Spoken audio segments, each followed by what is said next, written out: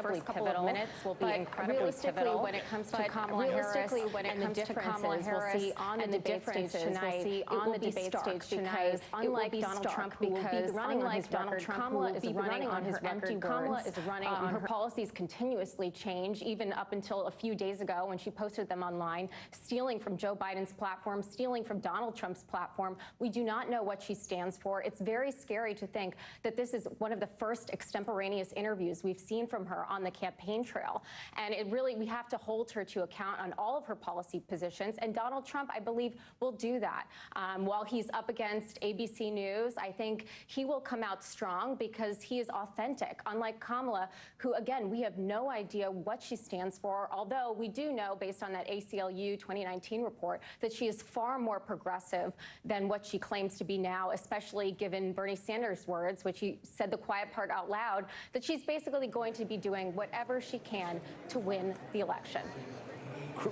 Krisha, we thank you for that. Shira, are you surprised that she hasn't done more town halls, more engagement with voters, more unscripted moments, more interviews? Or do you think this is sort of the strategy that you expected having covered her for so many years? Yeah, I think this is a strategy I would expect. I would also say her campaign would probably argue she's done a lot of unscripted stuff. She does a lot of every city that she travels to go do a rally.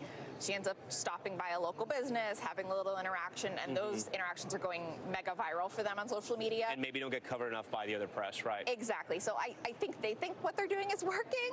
I would love to interview. I'm sure plenty of journalists would love to see her talking more about her policies, talking more in depth. The CNN interview was helpful, but there's still a lot left to be talked about. Don, you got the last word here. 30 seconds left. What's the one piece of advice you'd give Vice President Harris? Run your race. It's not about the opponent tonight. You've got one opportunity to introduce yourself and have a direct conversation with the American people, and then you can have all the town halls and interviews you want after this. But this is your night. Go out there and kill it. Make him irrelevant, and that will get under his skin more than anything else she could do. Don, Krisha, and Shira, we thank you all for being here. That's going to do it for this hour of our special coverage of the presidential debate. We are just moments away from that debate starting and our special coverage. I'm Tom Young. Tonight, the presidential race gets up close and personal. Vice President Harris and former President Trump meet in person for the first time ever, and it's on the debate stage. Our special coverage starts right now. A historic showdown just 2 months out from Election Day. Donald Trump and Kamala Harris face to face for the first time, taking on each other in a debate that could reshape the race. We're going to win back the White House. We are not going back. The candidates looking to make their case to voters in a sprint to the finish. We will make America great again. When we fight, we win. With polls showing a tight race, tonight could make the difference on who will become the nation's next president.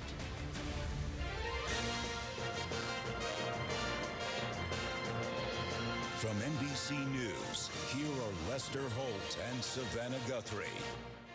Hi, everybody. Good evening, and welcome to our special coverage of the first and perhaps last debate between Vice President Kamala Harris and former President Donald Trump. Eager to get started here. We're just moments away from that historic moment, the first time these candidates have ever faced each other directly on a debate stage. Notably, as mentioned, it will also be the first time they have ever met in person after Mr. Trump skipped President Biden's inauguration. Well, this will be Trump's 7th appearance in a general election presidential debate and Harris's first. And with Election Day less than 2 months away now, tonight's debate could shake up a very tight race that's already had a lot of surprises, should we say. Harris says she is ready. She has been preparing for days with mock debates in Pittsburgh, complete with stage and TV lighting, along with the same stand-in for Trump that Hillary Clinton used in 2016. Well, for his part, the former president's team says he's had less formal but extensive debate prep sessions over the weekend at his Mar-a-Lago home in Florida. Tonight's debate will be held at the National Constitution Center in Philadelphia in the critical battleground state of Pennsylvania. And like the last debate between Trump and President Biden in June, there will be no audience in the venue tonight, and the candidates' microphones will be muted while the other one is talking. For more on what's at stake tonight, let's bring in Meet the Press moderator Kristen Welker and our senior Washington correspondent Hallie Jackson. Hallie, first of all, latest polls showing this thing is super tied up right now. Call it a jump ball, call it a dead heat, call it virtually deadlocked. So does this break it up? Yeah, pick your cliche.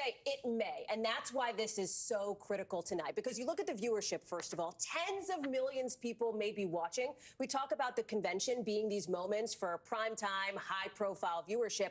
Twice as many people watched that first presidential debate when it was President Biden up against former President Trump back in June. So we are talking maybe upwards of 50 million people coming out and watching this.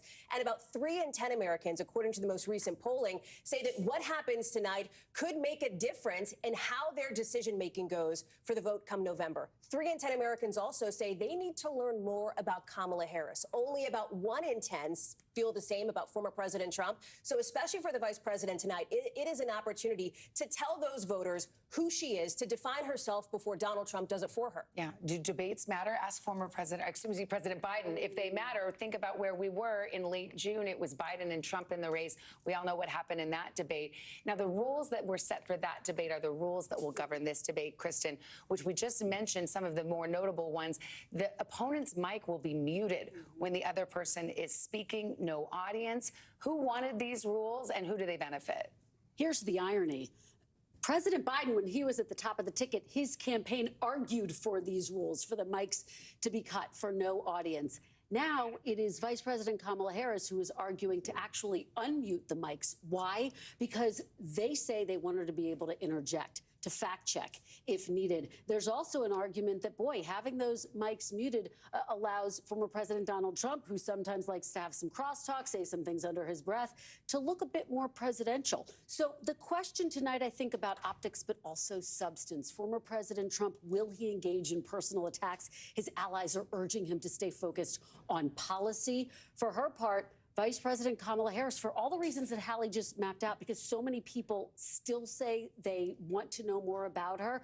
A lot of questions about how a Harris administration would differ from a Biden administration and some of those policy pivots that we saw from when she first ran for president back in 2019. Well, as mentioned, this debate is taking place in Philadelphia at the National Constitution Center. It's being hosted by ABC News. We will simulcast it in its entirety. Tom Yamas is there in the so-called spin room where people can gather and the surrogates gather before and after the debate. Tom, set the scene for us. Hey, good evening, Savannah. Yeah, we are in the spin room right here, where tonight the campaigns will burst in here, declaring their candidate won the debate. You may remember it was here in the debate spin room where Team Biden took some time to enter after that disastrous debate as the campaign went into damage control in Atlanta about 11 weeks ago. We hope to see some of the biggest surrogates, maybe campaign managers, maybe the candidates themselves. You never know. The debate is being held, as you mentioned, at the National Constitution Center. It's just across from Independence Hall and the Liberty Bell here in Philadelphia, of course, in the battleground state of Pennsylvania. So let's take you inside the debate hall now and show you the stage where this debate will be taking place. And Savannah spoke about some of this. So this is your traditional one-on-one presidential debate, right? Both candidates standing. Former President Trump will be on the left side of your screen, Vice President Harris on the right side. We'll explain why in just a moment. The debate will be about 90 minutes with 2 breaks. There will be no opening statements. Each candidate will be given 2 minutes to answer the moderator's questions, 2 minutes for rebuttals if needed, and 1 minute for follow-ups, again, if needed. Former President Trump won the virtual coin toss, so he's opted to speak last during the closing statements. That's really important. Because of that, Vice President Harris got to choose her position, which, again, is on the right hand of your screen. As for the rules tonight, there are a handful of them. You've spoken about a couple of them. They are very important. Mics are muted when the other candidate is speaking. There is no audience, but there is a group of journalists observing the debate, known as the pool. There can be no interaction with staff during these breaks. The candidates will be given water, a pen, a pad of paper. You can't bring props or notes. There will be a giant timer just above the candidates' timeline so they know exactly how much time they have.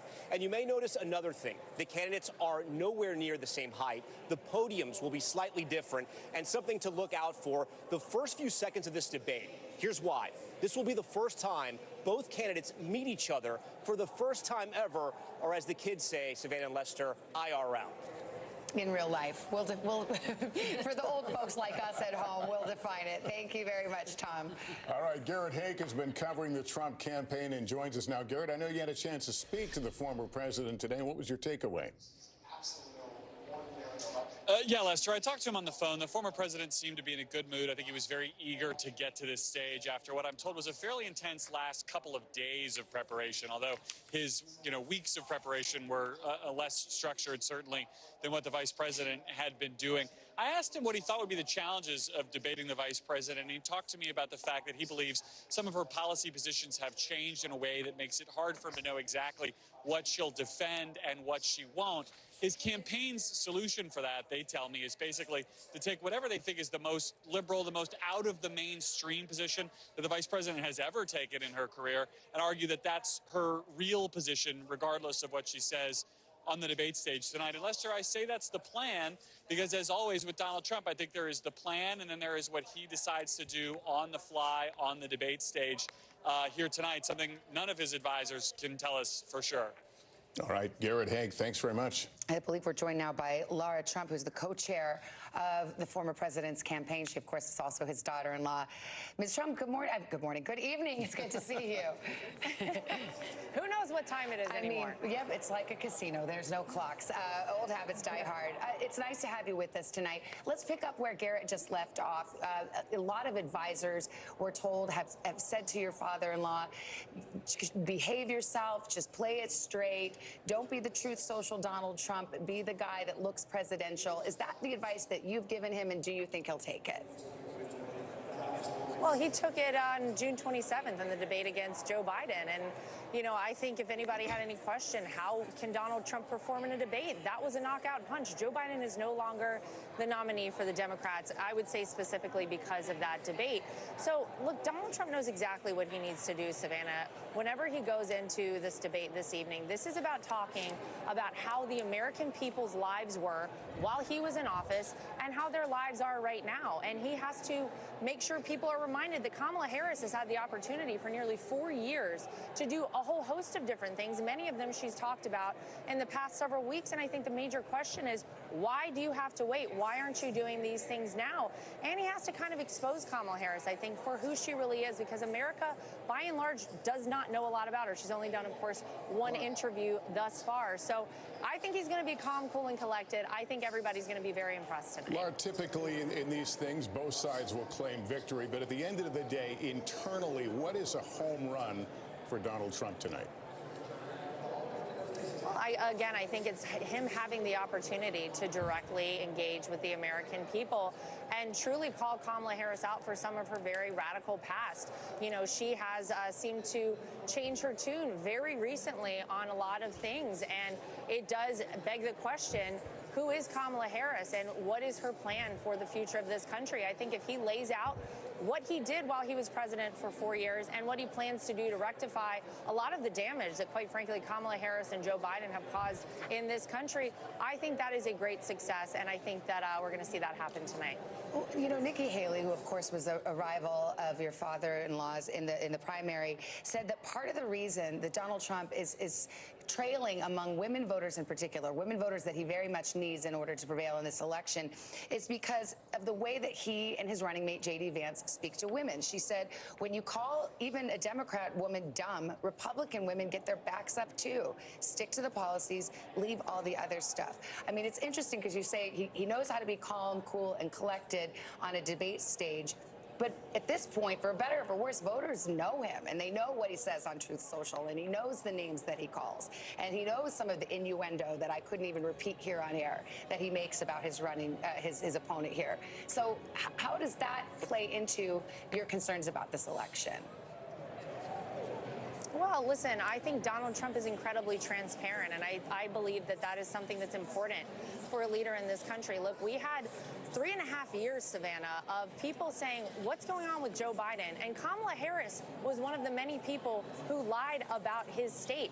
We need transparency in our leaders, and you don't have to love everything about Donald Trump. Quite frankly, he himself said, you don't even have to like me. But when you are talking about someone who is going to have the policies that's going to make your life less expensive, that is going to secure our southern border, that's going to keep us safe, that is going to get us out of wars, not into wars, those are the policies that people need to hear about, and that's what I think people should be basing their vote on. And it's our job at the RNC and the campaign to relay that to people. Just to be clear, I mean, that policy debate absolutely is fair game and should happen. What I'm talking about is stuff he puts on Truth Social where he calls her dumb or not that smart or not as good looking as him, or makes a sexual innuendo about how she attained her position in politics, that kind of thing. Well, Donald Trump is very good looking. He'll be the first to tell you that. But I really ultimately think that, you know, whenever people are more focused on that than they are their everyday life, I think that's a hard thing to try and sell to people whenever they go to the grocery store and they can't buy as much for their families, whenever they go to fill up their gas with their gas tank and they can't fill it up as much. Ultimately, I think that elections come down to kitchen table issues. And again, you don't have to love everything about him. You might not even want to hang out with Donald Trump. But whenever you look at your life and the future for this country, you know between these two individuals, you cannot survive 4 more years of what this country has just been through. And that is exactly what a Kamala Harris administration would be. Donald Trump's policies worked. They made life better for people all across this country. They kept us safe. And he will do it again with 4 more years in the White House. All right, Laura Trump, thank you for being with us. Let's bring in our chief White House correspondent, Peter Alexander, who is covering Vice President Harris's campaign. What's the view from there? Well, Lester, let's start with some new reporting into NBC News. According to 3 people familiar with their conversations, Kamala Harris and the former Secretary of State Hillary Clinton, the 2016 Democratic nominee, we have learned, have spoken within the last several days, where Clinton provided Harris advice and guidance as the only other woman to do a debate like this, one-on-one with Donald Trump in the past. Among that advice, we're told specifically that Clinton told Harris that Trump may try to debate her during the course of the conversation, as we've witnessed in the past, and specifically said that if that happens, that she should turn it back on Donald Trump himself and try to provoke him directly. One thing to keep an eye on as we anticipate these two on stage a short time from now. We're told that Clinton and Harris have spoken several times over the course of the last several months since she became the Democratic nominee. We've also been hearing from those in and around the Harris preparations for this debate, telling us, among other things, that she had a series of mock debate sessions, many of them happening here in the state in Pittsburgh. In the course of that time, they had TV lighting. They had, so she could have the real experience, and a stage on which she would stand. That she has watched some debate clips of Donald Trump in the past to prepare herself for what she may anticipate tonight. We're also hearing now from her husband. Of course, he is the second gentleman of the United States. Could he be the first gentleman if he wins? Well, if she wins, well, we heard from him in the form of a tweet a short time ago where he said in part, and I'll pull it up to read to you, Kamala, I can't wait for everyone to see you in action tonight. You've got this, and I've got you. Earlier in a separate post, he said that she is ready. He could tell it by looking into her eyes, and said that she can smell weakness and knows how to confront a coward. Her campaign, her aides are hoping that her experience as a former prosecutor will benefit her tonight the same way that she prosecuted some of those Supreme Court nominees in the past. Brett Kavanaugh, one that becomes very readily familiar as people look back to her experiences in the Senate, that she'll be able to prosecute the case against Donald Trump tonight. All things to keep an eye on as we get started here on a historic evening in Philadelphia. All right, Peter, thank you. For more, let's bring in North Carolina Governor Roy Cooper, who is a surrogate for the Harris campaign. Governor, it's good to see you. So 60% of voters, nearly 60% in a recent poll, said they want to see change. Kamala Harris is the incumbent vice president. How do you make the argument that she's a change candidate when she's been in office for 3.5 years? Well, first, the record that she and Joe Biden have established as president and vice president are bringing change to this country with investment in high-speed internet, fighting prescription drug costs, expanding health insurance, investing in infrastructure. Those things are long generational investments that are changing America, and that's a good thing. But she's also laid out her own economic plan. She sees that people are facing higher costs. She understands child care, unlike Donald Trump, who clearly doesn't have a clue about child care. Neither does J.D. Vance, who thinks that grandparents and uncles and aunts should look after children. She wants to reinstate the child care tax credit. She wants to help small businesses instead of big corporations. So I think she can lead tonight. She can lead with her path for a new way forward and really bring a lot of people who have been disaffected, who really haven't voted the last few times. I think that she can excite them. History is going to be made this year, and North Carolina voted for Barack Obama in 2008. We're going to vote for Kamala Harris in 2024 and make history again. Governor, let me ask you, in a recent interview, Harris seemed to shrug off some of the personal attacks that Donald Trump has levied her way, calling it from the playbook of the past. Will she have to take on these things more directly in this debate setting tonight? Well, it'll be interesting to see that in the middle of all of his word salads and lies, which we know are coming, whether he hurls insults at her while she's there in person. We'll see if he does.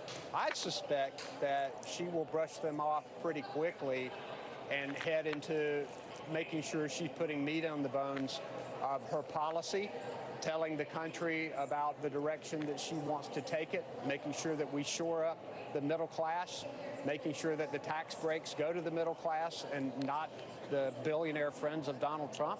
She's going to distinguish herself from Donald Trump in a strong way. And I think those insults, whether they come or not on the stage, she'll go right past them and make sure she's sticking to the issues that the American people will care about. You know, it's interesting you say that, because today on debate day, the Harris campaign released an ad seeming to want to goad Donald Trump with a clip from the convention. Let me roll you a little portion of this. Here's a 78-year-old billionaire who has not stopped whining about his problems. Oh, she had a big crowd. Oh, the crowd. This weird obsession with crowd sizes. Interesting, because everybody says they want to talk about policy, and then everyone kind of gets down in the dirt a little bit, and that turns voters off. So why do you think this is effective, and are you sure it's not going to make people think, well, this is just more of the same? Well, look, there are a lot of ads in this campaign, and a lot of them are about her policies and her backgrounds. Her background. She's not going to let this distract her. Now, she's not going to take any crap from Donald Trump on that stage today. She is a prosecutor, and she's going to make sure that she gets her points across. But she's not going to be distracted by the name calling. I think it is turning off America, and it may be one of the reasons why the Harris campaign chose to run such an ad, reminding people that this is really what Donald Trump is all about. It's all about him and his narcissism, and every decision that he makes comes back to whether it will advantage him or not.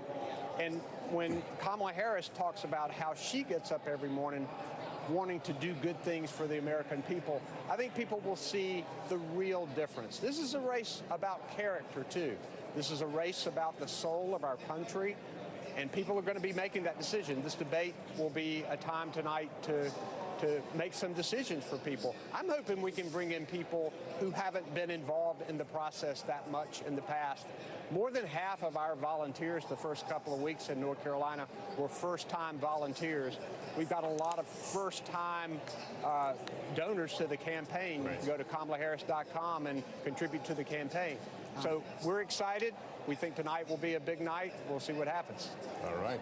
Governor, thanks so much for spending time with us this evening. We appreciate it. We're going to get back to politics in a second, but we do have some breaking news in the South we're following, where Francine just strengthened into a Category 1 hurricane.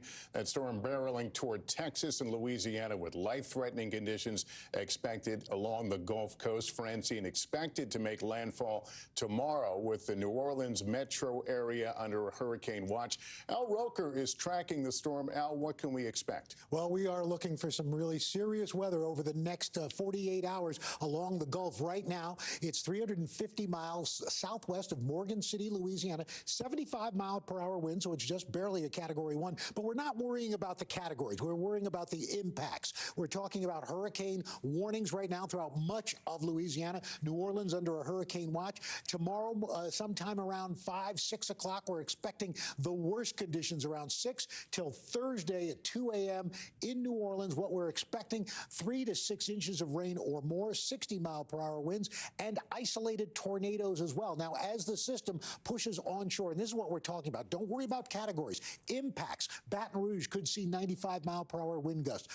At these winds, we're looking at power outages, damage to homes, and with that wind, the dangers. This is where the most deadly effect is. The storm surge from central Louisiana to Grand Isle, about 10 feet of surge, 4 to 7 feet as you move further to the east, 3 to 5 feet in New Orleans, and heavy rain. This area has already seen a lot of rain in the last 7 days. Well, they're going to get anywhere from 2 to 4 inches per hour falling. That means more likely we're going to be seeing very severe flooding and storm totals, guys, upwards of 12 inches, especially along the southern Gulf. But as we get into the Mississippi River Valley, 3 to 5 inches as well possible. The only silver lining there is that the water levels for the Mississippi are really down. They're worried about shipping, so this could help. But those folks right along the Gulf are in harm's way.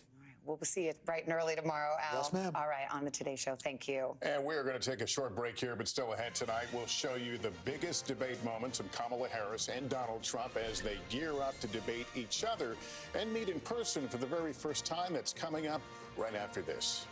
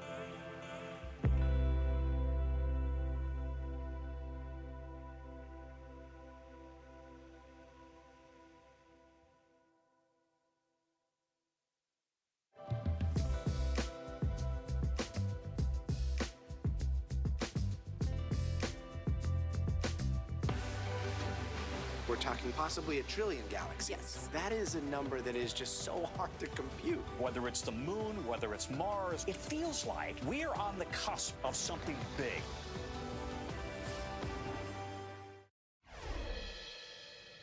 Hi, everybody. Welcome back. This is our special coverage of tonight's presidential debate between Vice President Kamala Harris and former President Donald Trump. We will bring that debate to you live in its entirety once it begins. And a lot has been made of this. This is the first time these two candidates have appeared on the same stage. They have never debated each other before tonight, and they've never even met. So what can we expect?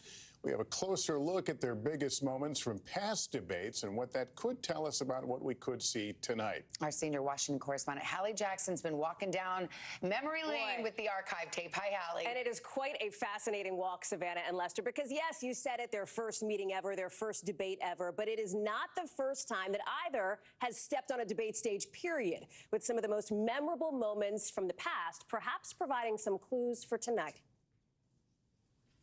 Tonight, the first face-off between two candidates with different prep, different styles, and different experience. For Vice President Harris, her first time stepping into this kind of general election spotlight after memorable moments in primary and VP debates. Mr. Vice President, I'm speaking. I'm speaking. Harris, no stranger to the stage, from early in her career to her Senate run in 2016, when her opponent awkwardly dabbed. So there's a clear difference between the candidates in this race. And I think the voters will make that decision. Allies point to Harris's past as a prosecutor in arguing her experience helps shape sharp arguments. Whatever the vice president is claiming the administration has done, clearly it hasn't worked. And Harris drawing on her personal background, like in this key exchange in the 2020 primary with her future boss. You also worked with them to oppose busing. And you know, there was a little girl in California who was part of the second class to integrate her public schools. And she was bused to school every day. And that little girl was me. But Harris has had to play defense, too, like in another debate that cycle, accused of hypocrisy for shifting to a more progressive position in a crowded primary. There are too many examples to cite, but she put over 1,500 people in jail for marijuana violations and then laughed about it when she was asked if she ever smoked marijuana. For his part, Mr. Trump has more debate experience as a presidential nominee, 6 in all, most recently in June, a showdown that ultimately ended President Biden's presidential run. We finally beat Medicare. Well, he's right. He did beat Medicare. He beat it to death. Their first ever debate in 2020, notable just as much for what Mr. Trump didn't say when asked if he'd condemn white supremacists. I'm willing to do anything. I want to see peace. Then do it, sir. Say it. Do it. Say it. Do you want to call him? What do you want to call him? Give me a name. Give me a White name. supremacists and Who would white you like me to condemn? White supremacists and white Proud Boys, stand back and stand by. Then candidate Trump's first debate against Hillary Clinton in 2016 still holds the record for the most watched ever, 84 million viewers. At later face-offs, the two sparring over foreign policy and Russia's Vladimir Putin. Well, that's because he'd rather have a puppet as president of the United States. No puppet. And it's pretty clear. You're the puppet. Mr. Trump memorably looming behind his opponent on stage. At other points, delivering personal attacks. Such a nasty woman. And earlier in the Republican primaries, responding to a crass insult about the size of his hands. Look at those hands. Are they small hands?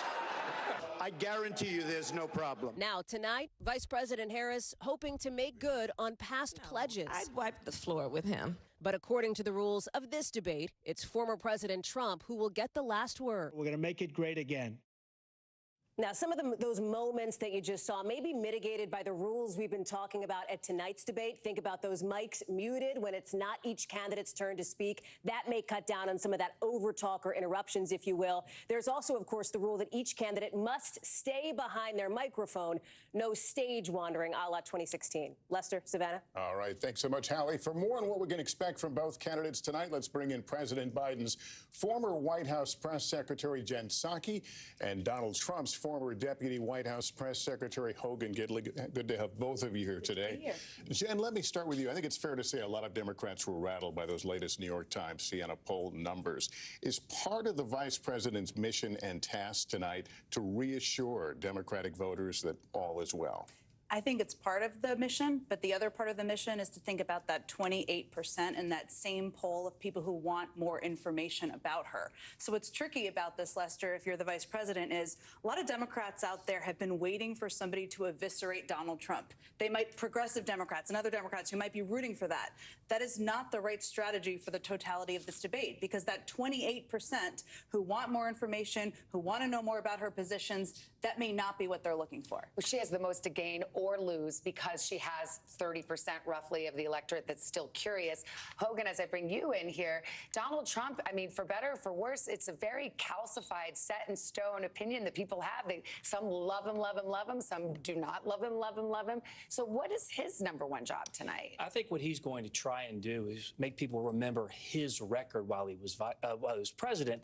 And then what Kamala Harris is going to try and do is make people forget her record as vice president. People remember they could afford gas and groceries just a few short years ago. There weren't wars breaking out all over the world. We had a rational, sane southern border policy. So he's got to remind people of that. He's got to expose her radical record at the same time, but he needs to stay on message. He needs to focus on what the American people care about every single day and not run rabbits. There's no doubt she's going to have those canned lines ready to go, those contrived stories like she did in the package that you guys just played.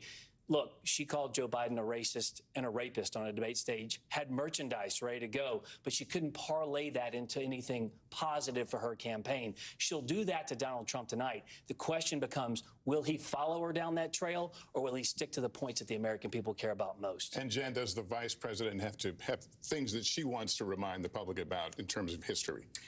Yes, absolutely. I mean, one of the challenges for her is that every candidate wants to be the change candidate, right? You have a former president and a sitting vice president, so they're not the natural change candidates.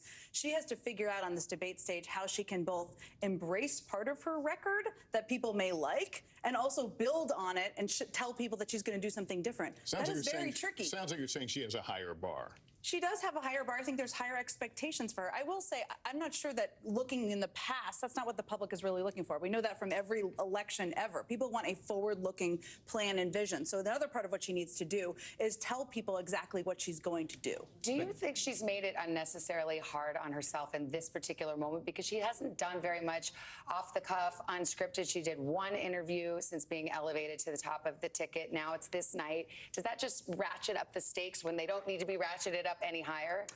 I actually think the biggest challenge for her is that she's never met him before or interacted with him before. And she is a studious, thorough prepper, which I think is good no matter what political party you're from. That's a good thing. But it also means you have to let go of those briefing books and be in the moment. Donald Trump is not a standard, traditional policy debating candidate. So it requires a different muscle. And I think she's never practiced that muscle before. And that's the piece that I think is going to be challenging. You respond. I've got a question for you. Just quickly. It's interesting because you do want to look in the future. There's no doubt about that. The problem with Kamala Harris is every time she starts to say, I promise you I will, on day one I'm going to, Donald Trump can just say, but you're the sitting vice president right now. Either you can't do those things or you won't. Either way, I don't think the American people are going to buy it. You both know him very well. Lara Trump just told us a few moments ago he's going to be calm, cool, and collected. Raise your hand if you think he will be. Like always. Yeah. What are you talking about?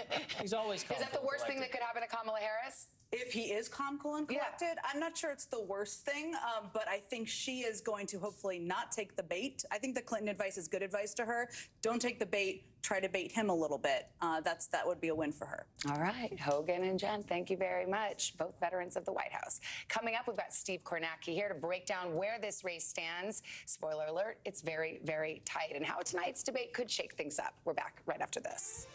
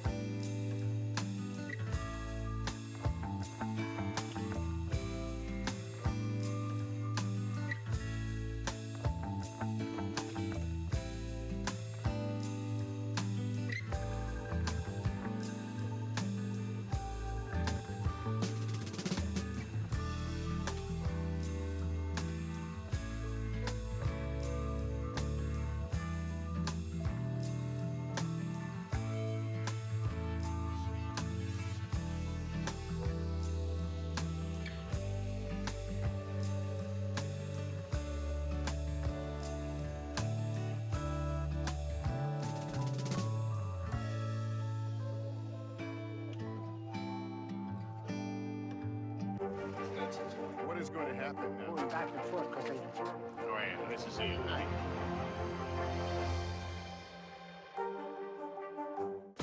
News for the generation of now is NBC News Now.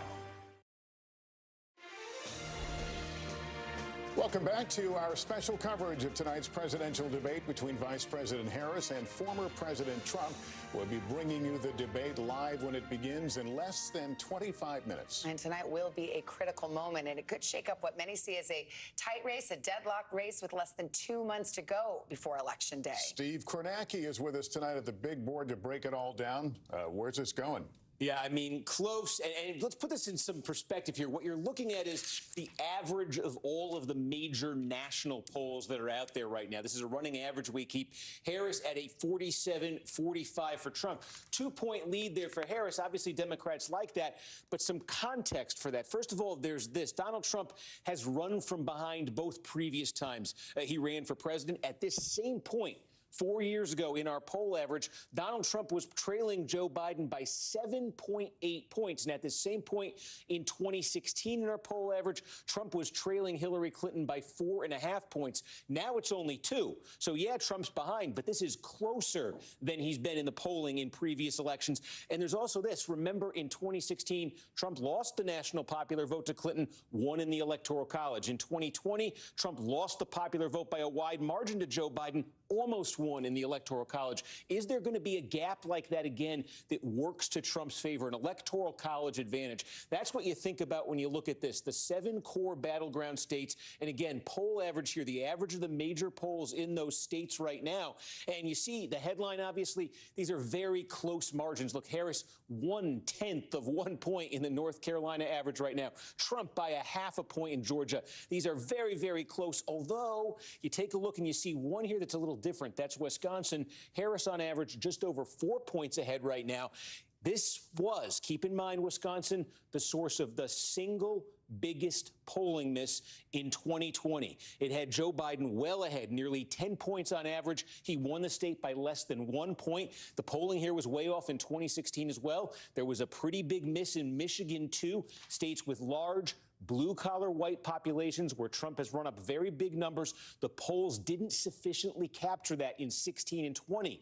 Is that going to be different in 2024, or is there more Trump support in some of these states than it appears in the polls? That's a major question to think about as you see more numbers come out. And then you just see in this column right here, the electoral votes. Again, 7 core battleground states. Where's tonight's debate? It is in the state that is first among equals when it comes to battleground states. 19 electoral votes in Pennsylvania, more than any other. What does that mean functionally? If you're one of these campaigns and you lose Pennsylvania, mathematically, if you want to offset that, you got to win at least 2 others to make up for the 19 that you're losing out on in Pennsylvania. This is the king of the battleground states. Steve, not to bring it back memories, but weren't we here until Saturday, the week of the election, waiting for Pennsylvania? That's right, 11:30 Saturday morning in 2020. Oh, my God. But who's counting, right? Okay, well, we shall see. Thank you. That sets it up very nicely for our next guest. What do voters want to hear from candidates tonight? These battleground voters, they're the deciders. Kate Snow is in Pennsylvania talking to those undecided swing voters. Hi, Kate. Hi, Savannah. Yeah, we're at the Churchville Inn. It's a restaurant in Bucks County, Pennsylvania. That's right outside of Philadelphia. This is a county that really could be pivotal in the state of Pennsylvania. And as Steve was just saying, it could be pivotal. Pennsylvania, as it goes, could be pivotal for the whole election. So we gathered 3 voters with me. They are all undecided voters. Each one of you is registered differently. We have Lynn Kelleher, who's a registered Republican and a realtor here in town. We have Hannah Reed, an independent, a mom of 3. And then we have Andrew Wallace, who's registered Democrat and owns this place, by the way, the owner of the restaurant. What's interesting, though, is you all cannot decide. And Lynn, you told us that you find Trump, I forget your word, reprehensible. You really don't like the guy. But you find Harris, you said that you don't understand what she stands for. She needs to explain. What are you looking for tonight? For me, the election is a decision between economics and morals. I like some of Trump's economic policies. Yeah. I abhor him, quite frankly. Because of his morals. Because of his morals or lack thereof. But she, I think, is talking a lot of fluff. She hasn't said anything substantive. I don't know that she has the experience or the wherewithal to lead this country out of the economic situation that we're in. I'm going to note, all three of you voted for Trump in 2016 and then changed in 2020. Anna, let me go to you. You said you're very frustrated going into this debate. Why? Because the election itself is no longer about policies. It's no longer about the real issues in this country, like the economics or the inflation. You don't like the name calling. The name calling, I mean, the back and forth. It's about who can get one over on the other, to the point that we are not pushing policies through just because the person that put it through was from another party. And Andrew, let me ask you about your issues, because we were talking earlier. You like some of the things. You're really big on policies that Trump supports, and then you're also really big on policies that Harris supports. You don't know what you're going to do. So what do you need to hear tonight? I feel left behind by the Democratic Party. The Democratic Party, Harris received 0 votes. I would have liked to have a say in the primary, and they didn't give me that. I feel that they think that they know what's best for me. Harris hasn't said anything. Harris's policies, a lot of them, have just been stolen from Trump. Taxes on tips, putting up the border wall. She's said absolutely nothing of her own with her own ideas. So I'm waiting to see anything from her that is an original idea and not stolen from the other candidate. All right, guys, we're going to watch this debate together. And Savannah, Lester, we will certainly report back on sort of what the reactions are here in the room. It's an instant focus group. Yeah, some important voices to hear. Kate, thanks very much. Let me bring in 2 experts at debate preparation. Greg Craig served as White House counsel in the Obama administration. He prepped John Kerry by playing George W. Bush. And Judd Gregg is a former senator from New Hampshire who prepped George W. Bush by playing John Kerry. And Senator, let me begin with you. You know, the candidates, of course, sort of hitting you with a tongue tire there. Yes, it's not easy. The Harris folks really want to put forth her and introduce her to people who don't know a lot about her right now. Is this a good time for any candidate to change who they are, who the viewers and voters perceive them to be? People can't change themselves. Really, these debates turn on a few things, I think. First is your mannerisms, and especially when you have a split screen. If you'll remember when George Bush the first was in the debate, he looked at his watch, and that affected the campaign significantly. And then Al Gore rolled his eyes and made all sorts of facial disparaging types of movements. And then, of course, in the last debate, it was President Biden just looking like he wasn't there. So the physical activity on the stage is really critical, and you've got to act like you're a serious person in a serious event. Secondly, you've got to be substantive. This is about the presidency of the United States. People expect substance. They don't expect gamesmanship. And third, a little self-deprecating humor doesn't work. That doesn't hurt. It's nice to know that the person can connect with you because they are willing to talk about themselves in a humorous way. And so those 3 elements are really critical to defining an individual and whether they connect with the audience. But you can't change yourself just for a debate. That's impossible. Well, it's fun to talk to both of you because you've had this rare opportunity to actually play the opposing candidate. So we know you from politics, but apparently you have acting chops as well. Greg, as I turn to you, you helped President Obama, and I think Senator Kerry as well. So if you were advising Kamala Harris, what would you tell her to do? Because obviously Donald Trump is an opponent unlike any other. I agree with that. I think on the issue of substance and policy, she's just going to be fine. She's disciplined. She's hardworking. Her real challenge, I think, is managing Trump, because whereas Vice President Harris is the captain and quarterback of Team Normal, former President Trump is really the four-star general of Team Crazy, and you can't really guess or predict exactly what he's going to be saying or doing. It's going to be a stream of consciousness. There's going to be non sequiturs. There's going to be one falsehood after another. So I'm going to be interested in finding out how she manages to deal with him. I think he's likely to get under her skin more than she's likely to get under his skin. And is she going to lose it? She would probably have every right to get angry or emotional or lecture him. But I think if she manages this guy in this debate, she'll be president of the United States.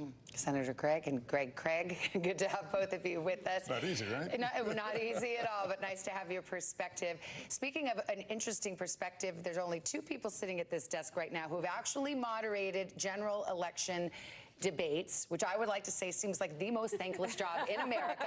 But you both survived. We got Krista Welker here. Hallie's done some primary debates. I'm out of my Me league. too. I No, know. but this is next level. Lester, first of all, without triggering you, what do you remember about doing the debate in 2016? I remember how lonely it felt because we were, when both of us did it, was under the auspices of the Presidential Debate Commission. You're a solo out there. You've got your back is to in this giant room full of people, and there were estimates of 100 million people watching. At the same time, it's such a privilege to do things like this, but you're getting people are, leading up to it, or is he going to fact check you? Every time you turn on cable TV, they're talking about you and what they think you're going to do or what you're thinking.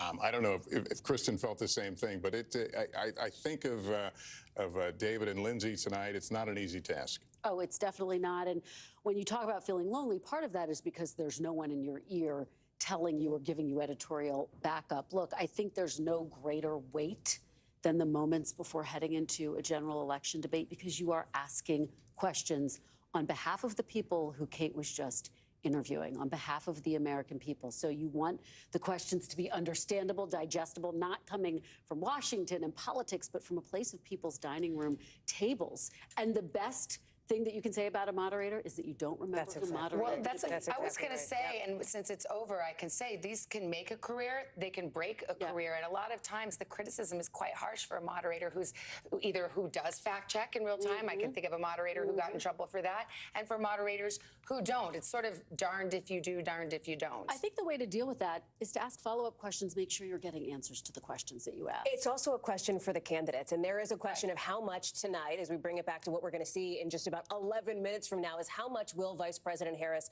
fact check former President Trump, and vice versa, although it is clear, we know from past debates, that the former president does say things that are not true on this stage.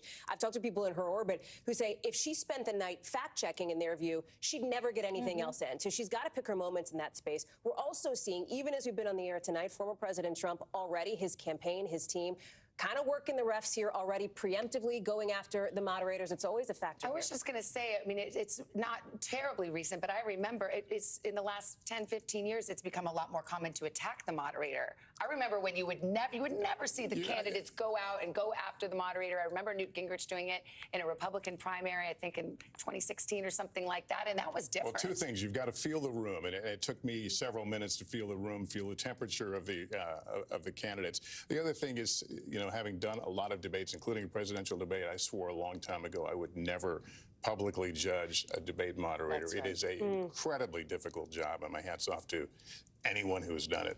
Absolutely. And you try to tune out any criticism that you might be getting heading into the big night. But you know exactly what their stomachs feel like 10 minutes away from the debate now. I'm starting to feel as I bad as know, having moments of feeling for them. Thanks for all this.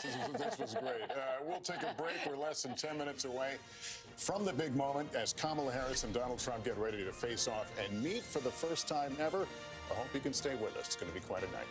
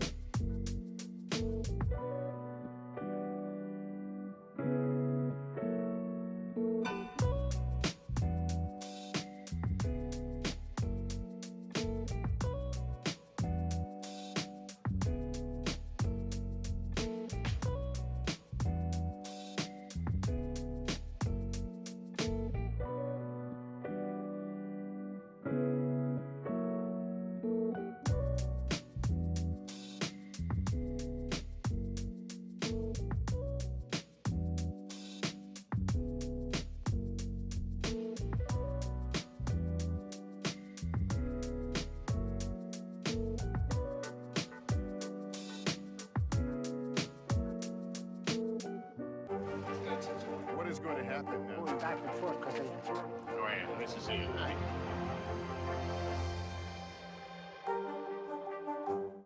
News for the generation of now is NBC News Now. Welcome back to our special coverage of tonight's presidential debate between Vice President Harris and former President Trump. The debate is set to begin just minutes from now. It'll be the first time Harris and Trump meet each other, and it'll be in front of the entire country. Tonight also could have a huge impact on the campaign, less than 2 months out from Election Day, with a tight race nationally and in the critical battleground states. So let's go back to the debate hall in Philadelphia, the spin room. Tom Yamas is there. We're just about 6 minutes away now from the start of this debate, which we will carry in its entirety. Tom, are you starting to feel that buzz of energy? Oh, you do. And guys, I will tell you something I've noticed that is different about this debate. Usually the spin room gets wild and crazy post-debate. What I'm seeing for the first time is pre-debate spin. You've seen surrogates on both sides sort of flank all the reporters, flank all the sets from all the different news organizations and try to get their message out. There was a ton of commotion about 10 minutes ago, and that's because RFK Jr. came into the spin room. Of course, he was the third-party candidate who has since endorsed former President Trump. He was followed by, I'd say dozens of reporters as he walked through the spin room. We're hearing kind of the same things. Both campaigns are disciplined. They are on message. The Harris surrogates are saying the same thing. Former President Trump is the most experienced presidential debater. This will be a 7th debate. And also, they want to go over reproductive rights, that a vote for Trump is a vote that will limit abortion access. And then on the Trump side, of course, they're hammering the issue that Vice President Harris is untested. She's only done one big major interview. She's doing no town halls. And also, they want to hammer home that they want to put the spotlight, and they hope the candidate does, on the issues of immigration, the economy, and the 2 wars overseas. What I'll be looking for, guys, tonight, who can truthfully answer the question that they are the change candidate coming out of this debate. Back to you. All right, Tom, thanks very much. Our Washington correspondent, Yamiche Alcindor, has been covering the Harris campaign and joins us now. Yamiche, your thoughts tonight as we're just minutes away. One of the biggest challenges for Vice President Harris, as I've been talking to a lot of sources that are familiar with her debate preparations, are how she's going to differentiate herself from President Biden. Former President Trump is going to try to make her own every single mistake that he believes President Biden made. And there's been a lot of tension among the Harris team about whether or not she should throw President Biden, under the bus figuratively and say, I disagreed with some of the policies, maybe even the withdrawal from Afghanistan, the way that it was carried out, or whether she's going to say, I serve at the pleasure of the president, and I agreed with everything that he did. But she has to, in some ways, really carve out what a Harris administration is going to look like and why it's not going to just be a third term of the Biden administration, or the second term of the Biden administration, rather. And the other thing that she's really going to have to do is not get pulled into personal attacks by former President Trump. They expect him to, at some point, maybe lose it. They're going to try to bait him a bit to try to lash out at her. But she really wants to remain calm, because her biggest thing that she wants to do is really introduce herself to undecided voters and voters who might not be familiar with her background, her middle-class background, that she's a child of immigrants. They really want her team really make sure that she defines herself. So that's also a big challenge that I'll be watching for, how she does that. Back to you. All right, Yamiche, thank you so much. And let's turn now to NBC's Dasha Burns, who covers the Trump campaign and joins us now. What are you hearing from the Trump campaign about the preparations tonight? Well, look, Savannah, you've heard the former president say time and again that he does not do traditional debate prep, that campaigning is his prep. But we are told by sources that over the last few days, he has been hunkered down at Mar-a-Lago. He's been doing extensive policy sessions. And watch for him to do 2 things tonight, 2 things that his campaign wants him to do. Number 1, tie Vice President Harris to President Biden, make her own what's going on with the economy, what's going on with immigration. And number 2, remind voters some of the positions she took back in 2020 when she was running for president that were left of center. Try to paint her as simply too liberal for those moderate swing voters in places like the suburbs of Philadelphia. Of course, that is the plan. That is what the campaign wants. But it's all going to be about the execution in the moment, especially if Harris tries to bait the former president into an outburst. Savannah. All right, Dasha, thank you. Let's bring back Kristen Welker and Hallie Jackson. I want to talk about how the vice president has cast herself in this campaign as the prosecutor, going against Donald Trump.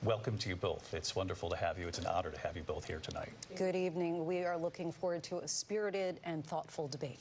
So let's get started. I want to begin tonight with the issue that voters repeatedly say is their #1 issue, and that is the economy and the cost of living in this country.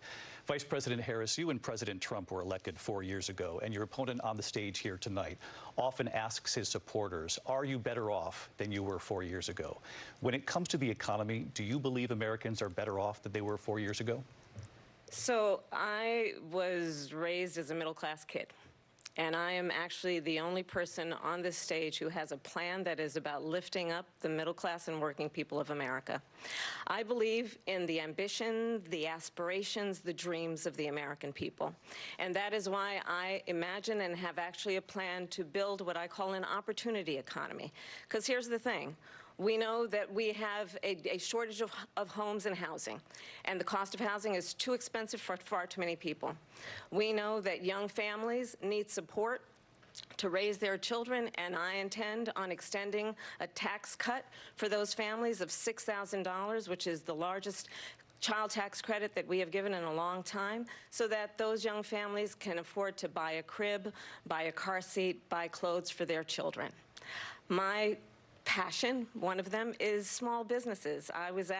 My mother raised my sister and me, but there was a woman who helped raise us. We call her our second mother. She was a small business owner. I love our small businesses. My plan is to give a $50,000 tax deduction to start up small businesses, knowing they are part of the backbone of America's economy. My opponent, on the other hand, his plan is to do what he has done before, which is to provide a tax cut for billionaires and big corporations, which will result in $5 trillion to America's deficit. My opponent has a plan that I call the Trump's sales tax, which would be a 20% tax on everyday goods that you rely on to get through the month. Economists have said that Trump sales tax would actually result for middle-class families in about $4,000 more a year because of his policies and his ideas about what should be the backs of middle-class people paying for tax cuts for billionaires. President Trump, I'll give you 2 minutes. First of all, I have no sales tax. That's an incorrect statement. She knows that. We're doing tariffs on other countries. Other countries are going to finally, after 75 years, pay us back for all that we've done for the world. And the tariff will be substantial in some cases. I took in billions and billions of dollars, as you know, from China. In fact, they never took the tariff off because there was so much money they can't. It would totally destroy everything that they've set out to do. They're taking in billions of dollars from China and other places. They've left the tariffs on. When I had it, I had tariffs, and yet I had no inflation. Look, we've had a terrible economy because inflation which is really known as a country buster. It breaks up countries. We have inflation like very few people have ever seen before, probably the worst in our nation's history. We were at 21%, but that's being generous because many things are 50, 60, 70, and 80% higher than they were just a few years ago. This has been a disaster for people, for the middle class, but for every class. On top of that, we have millions of people pouring into our country from prisons and jails, from mental institutions and insane asylums, and they're coming in and they're taking jobs that are occupied right now by African Americans and Hispanics, and also unions. Unions are going to be affected very soon. And you see what's happening. You see what's happening with towns throughout the United States. You look at Springfield, Ohio. You look at Aurora in Colorado. They are taking over the towns. They're taking over buildings. They're going in violently. These are the people that she and Biden led into our country, and they're destroying our country. They're dangerous. They're at the highest level of criminality, and we have to get them out. We have to get them out fast. I created one of the greatest economies in the history of our country. I'll do it again, and even better. We are going to get to immigration and border security during this debate, but I would like to let Vice President Harris respond on the economy here. Well, I would love to. Let's talk about what Donald Trump left us. Donald Trump left us the worst unemployment since the Great Depression. Donald Trump left us the worst public health epidemic in a century. Donald Trump left us the worst attack on our democracy since the Civil War. And what we have done is clean up Donald Trump's mess What we have done and what I intend to do is build on what we know are the aspirations and the hopes of the American people. But I'm going to tell you all, in this debate tonight, you're going to hear from the same old tired playbook, a bunch of lies, grievances, and name-calling. What you're going to hear tonight is a detailed and dangerous plan called Project 2025 that the former president intends on implementing if he were elected again. I believe very strongly that the American people want a president who understands the importance of bringing us together, knowing we have so much more in common than what separates us, and I pledge to you to be a president for all Americans. President Trump will give you a minute here to respond. Number one, I have nothing to do, as you know, and as she knows better than anyone, I have nothing to do with Project 2025.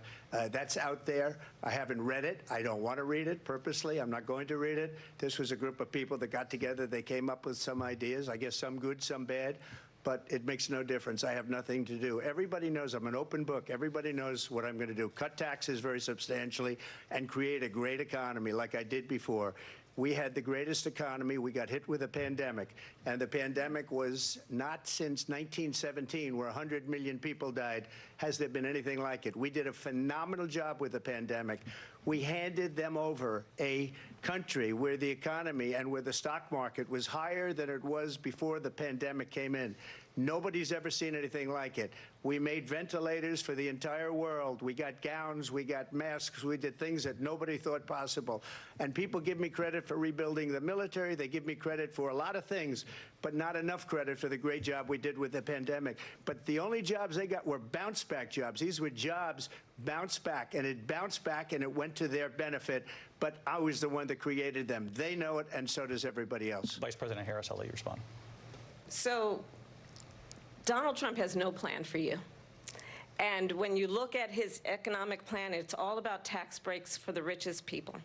I am offering what I describe as an opportunity economy, and the best economists in our country, if not the world, have reviewed our relative plans for the future of America.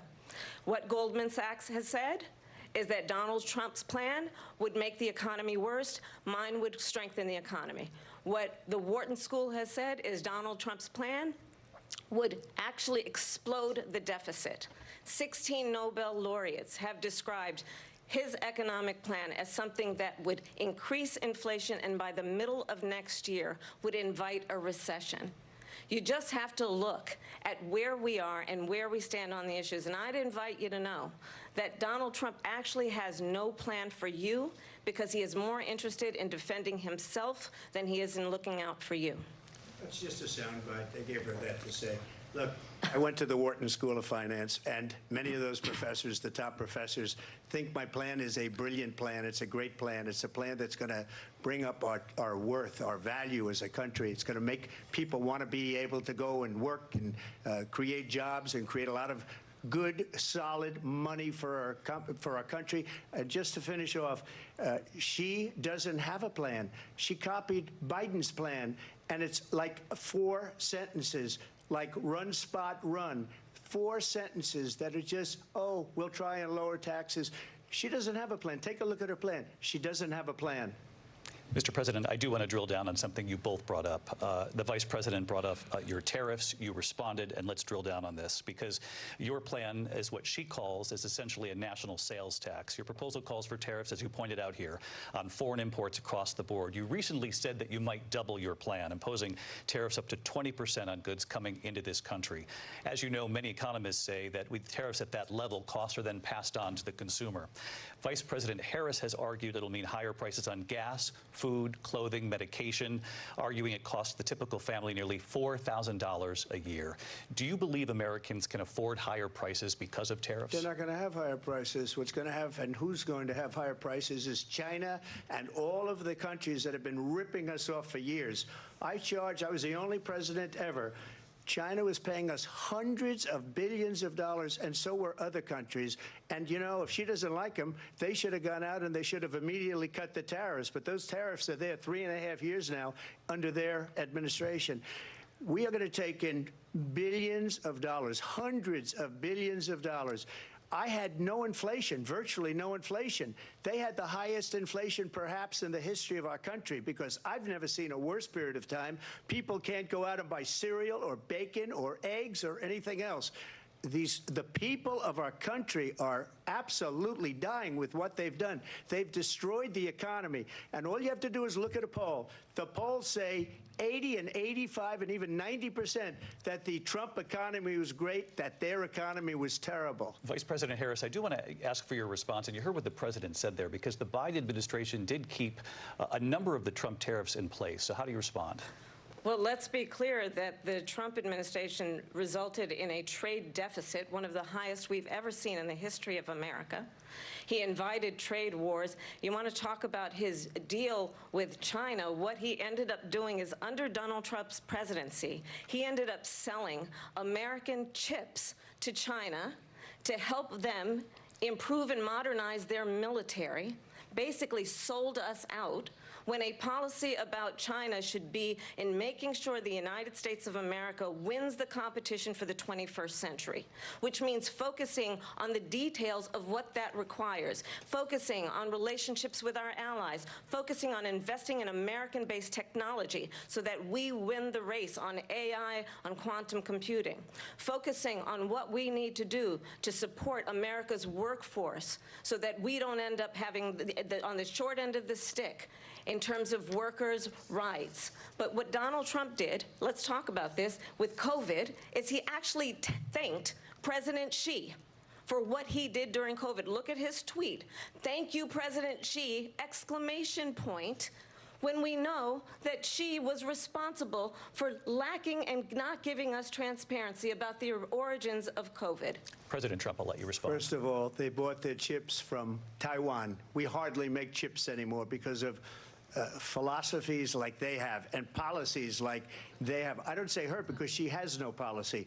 Everything that she believed 3 years ago and 4 years ago is out the window. She's going to my philosophy now. In fact, I was going to send her a MAGA hat. She's gone to my philosophy. But if she ever got elected, she'd change it. And it will be the end of our country. She's a Marxist. Everybody knows she's a Marxist. Her father's a Marxist professor in economics, and he taught her well. But when you look at what she's done to our country, and when you look at these millions and millions of people that are pouring into our country monthly, where it's, I believe, 21 million people, not the 15 that people say, and I think it's a lot higher than the 21. That's bigger than New York State pouring in. And just look at what they're doing to our country. They're criminals. Many of these people coming in are criminals. And that's bad for our economy, too. You know, you mentioned before, we'll talk about immigration later. Well, bad immigration is the worst thing that can happen to our economy. They have, and she has, destroyed our country with policy that's insane. Almost policy that you'd say they have to hate our country. President Trump, thank you. Lindsay? I want to turn to the issue of abortion. President Trump, you've often touted that you were able to kill Roe v. Wade. Last year, you said that you were proud to be the most pro-life president in American history.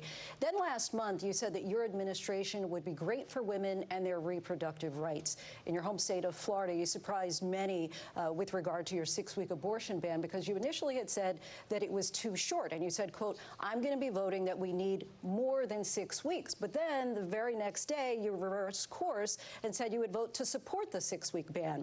Vice President Harris says that women shouldn't trust you on the issue of abortion because you've changed your position so many times. Therefore, why should they trust you? Well, the reason I'm doing that vote is because the plan is, as you know, the vote is, they have abortion in the 9th month. They even have, and you can look at the governor of West Virginia, the previous governor of West Virginia, not the current governor, who's doing an excellent job, but the governor before, he said the baby will be born and we will decide what to do with the baby. In other words, we'll execute the baby. And that's why I did that, because that predominates, because they're radical. The Democrats are radical in that. And her vice presidential pick, which I think was a horrible pick, by the way, for our country, because he is really out of it. But her vice presidential pick says abortion in the 9th month is absolutely fine. He also says execution after birth. It's execution, no longer abortion, because the baby is born, is okay. And that's not okay with me, hence the vote. But what I did is something for 52 years. They've been trying to get Roe v. Wade into the states. And through the genius and heart and strength of 6 Supreme Court justices, we were able to do that. Now, I believe in the exceptions for rape, incest, and life of the mother. I believe strongly in it. Ronald Reagan did also. 85% of Republicans do. Exceptions. Very important.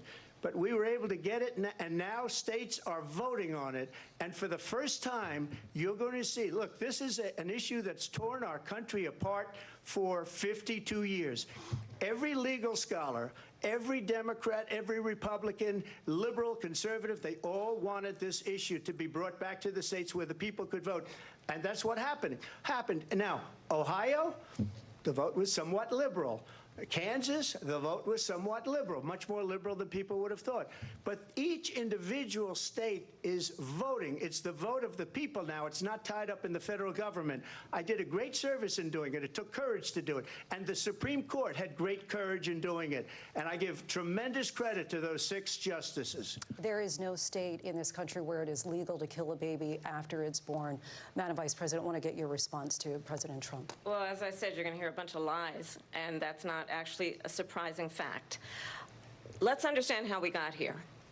Donald Trump hand-selected 3 members of the United States Supreme Court with the intention that they would undo the protections of Roe v. Wade.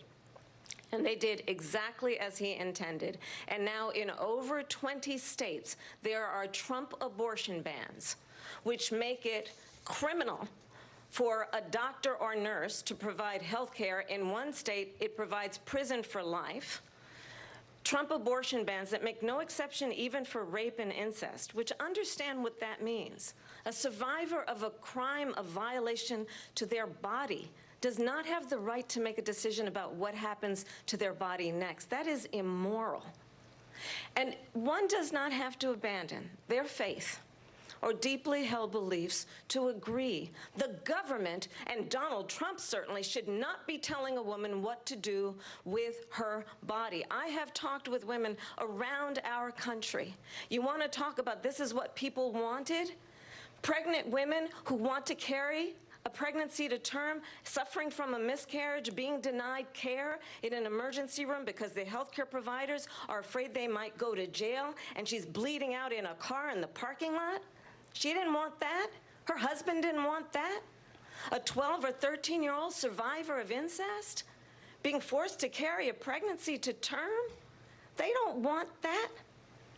And I pledge to you, when Congress passes a bill to put back in place the protections of Roe v. Wade, as President of the United States, I will proudly sign it into law. But understand, if Donald Trump were to be reelected, he will sign a national abortion ban. Understand, in his Project 2025, there would be a national abortion, a monitor that would be monitoring your pregnancies, your miscarriages.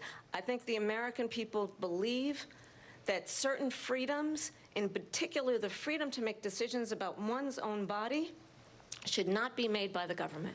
Thank you, Vice President Harris. Well, there she goes again. It's a lie. I'm not signing a ban, and there's no reason to sign a ban, because we've gotten what everybody wanted.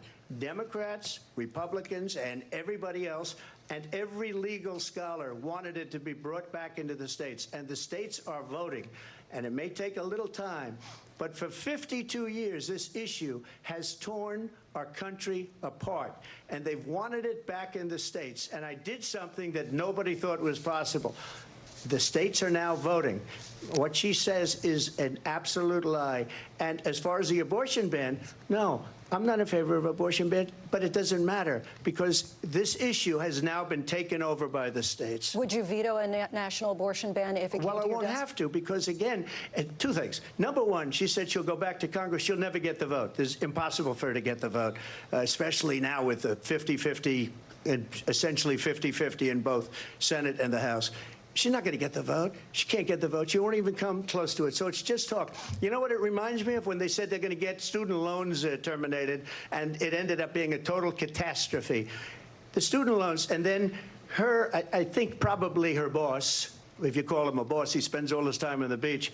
But look, her boss went out and said, we'll do it again. We'll do it a different way. And he went out, got rejected again by the Supreme Court. So all these students got taunted with this whole thing about this whole idea, and how unfair that would have been, part of the reason they lost, to the millions and millions of people that had to pay off their student loans. They didn't get it for free. But they were saying it's the same way that they talked about that they talk about abortion. But if I could just get a yes or no, because your running mate, J.D. Vance, has said that you would veto if it did come to your desk. Well, I didn't discuss it with J.D. In all fairness, J.D. And I don't mind if he has a certain view, but I think he was speaking for me, but I really didn't. Look, we don't have to discuss it because she'd never be able to get it, just like she couldn't get student loans. They couldn't get student loans. They didn't even come close to getting student loans. They taunted young people and a lot of other people that had loans. They can never get this approved. So it doesn't matter what she says about going to Congress. Well, wonderful. Let's go to Congress. Do it. But the fact is that for years they wanted to get it out of Congress and out of the federal government. And we did something that everybody said couldn't be done. And now you have a vote of the people on abortion. Vice President Harris, I want to give you your time to respond. But I do want to ask, would you support any restrictions on a woman's right to an abortion? I absolutely support reinstating the protections of Roe v. Wade.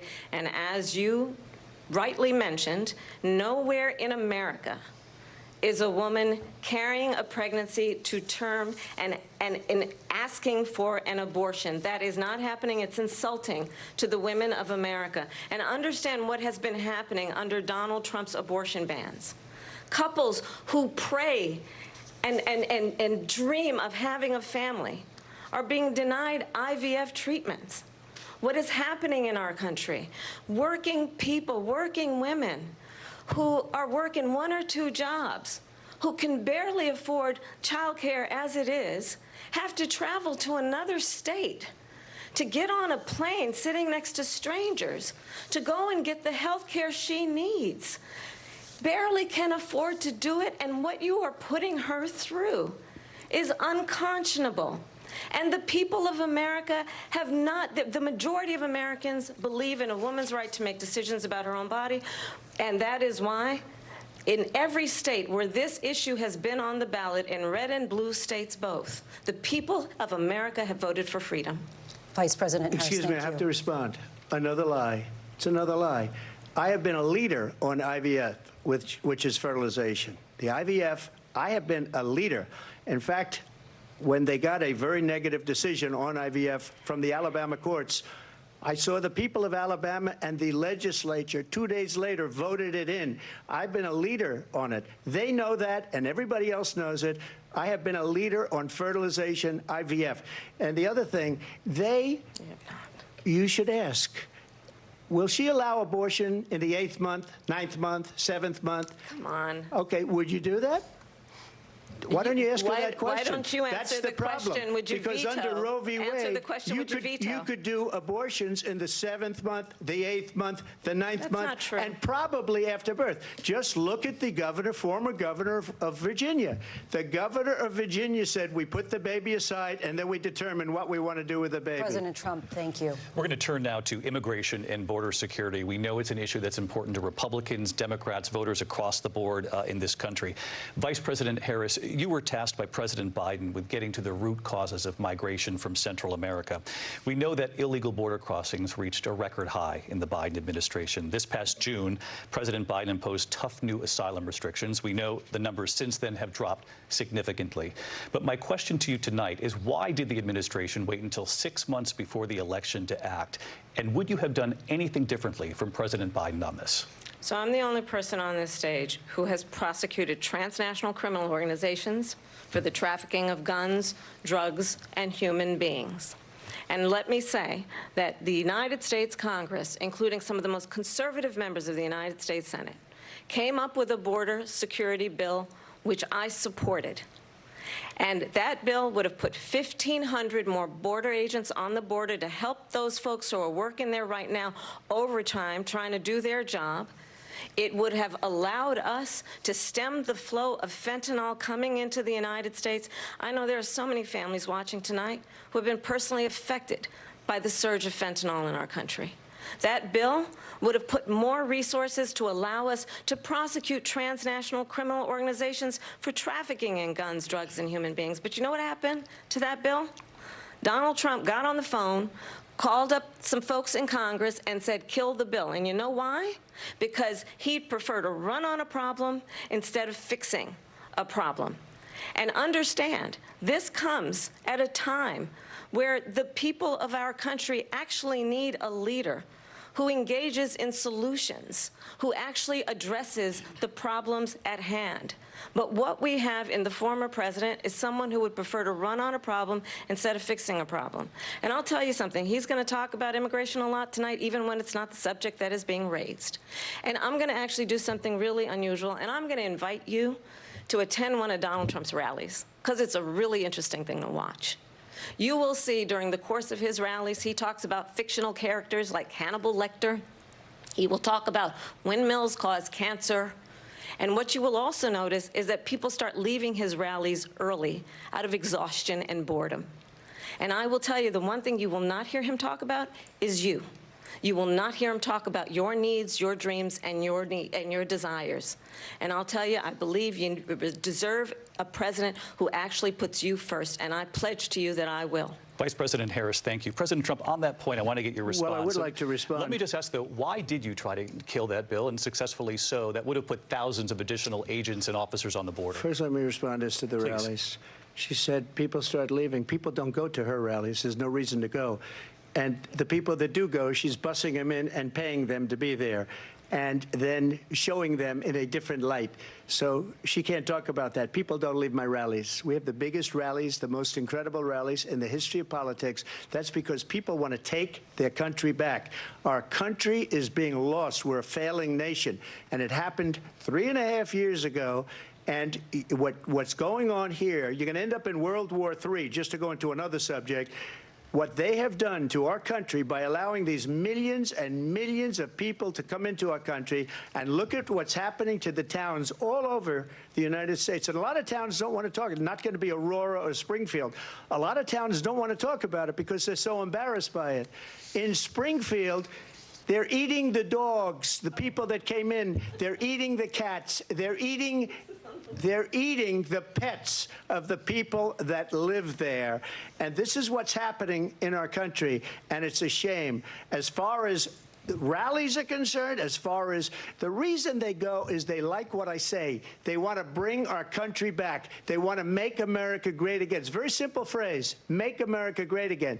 She's destroying this country, and if she becomes president, this country doesn't have a chance of success. Not only success, we'll end up being Venezuela on steroids. I just want to clarify here. You bring up Springfield, Ohio, and ABC News did reach out to the city manager there. He told us there have been no credible reports of specific claims of pets being harmed, injured, or abused by individuals within the immigrant community. Well, I've seen people on television. Let me just say here, this is the people on television say my dog was taken and used for food. So maybe he said that, and maybe that's a good thing to say for a city manager. I'm not taking this from television. television. But the people I'm on taking it from television the city saying manager. their dog was eaten by the people that went there. Again, the Springfield city manager says there's no evidence of that. Vice President Harris, I'll let you respond to the rest of what you've heard. You talk about extreme. You know, this is, I think, one of the reasons why in this election I actually have the endorsement of 200 Republicans who have formerly worked with President Bush, Mitt Romney, and John McCain, including the endorsement of former Vice President Dick Cheney and Congress member Liz Cheney. And if you want to really know the inside track on who the former president is, if he didn't make it clear already, just ask people who have worked with him. His former chief of staff, a 4-star general, has said he has contempt for the Constitution of the United States. His former national security advisor has said he is dangerous and unfit. His former Secretary of Defense has said the nation, the Republic, would never survive another Trump term. And when we listen to this kind of rhetoric, when the issues that affect the American people are not being addressed, I think the choice is clear in this election. President Trump, I'll give you a quick minute to respond here. Thank you, because when I hear that, see, I'm a different kind of a person. I fired most of those people. Not so graciously. They did bad things or a bad job, I fired them. They never fired one person. They didn't fire anybody having to do with Afghanistan and the Taliban and the 13 people who's were just killed, viciously and violently killed. And I got to know the parents and the family. They didn't fire. They should have fired all those generals, all those top people, because that was one of the most incompetently handled situations anybody has ever seen. So when somebody does a bad job, I fire him. And you take a guy like Esper. He was no good. I fired him. So he writes a book. Another one writes a book. Because with me, they can write books. With nobody else can they. But they have done such a poor job, and they never fire anybody. Look at the economy. Look at the inflation. They didn't fire any of their economists. They have the same people. That's a good way not to have books written about you.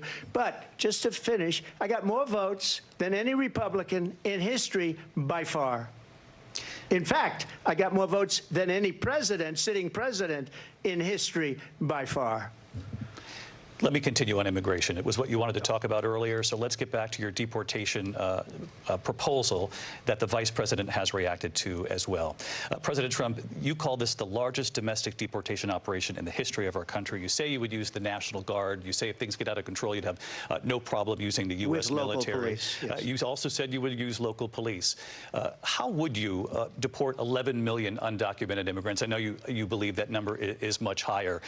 Take us through this. What does this look like? Will authorities be going door to door in this country? Yeah, it is much higher because of them.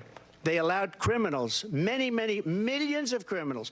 They allowed terrorists. They allowed common street criminals. They allowed people to come in, drug dealers, to come into our country, and they're now in the United States and told by their countries like Venezuela, don't ever come back or we're going to kill you. Do you know that crime in Venezuela and crime in countries all over the world is way down? You know why? Because they've taken their criminals off the street and they've given them to her to put into our country.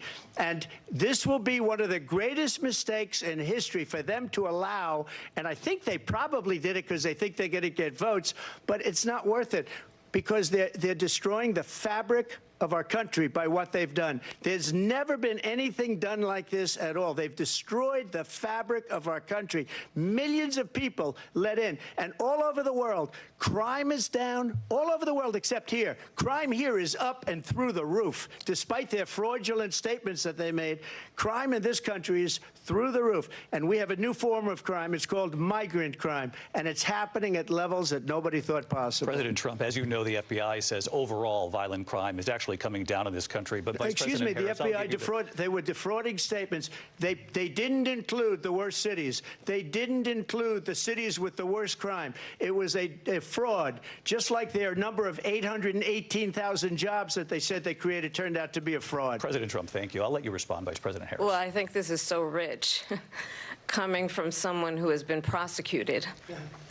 for national security crimes, economic crimes, election interference, has been found liable for sexual assault, and his next big court appearance is in November at his own criminal sentencing. And let's be clear, where each person stands on the issue of what is important about respect for the rule of law and respect for law enforcement.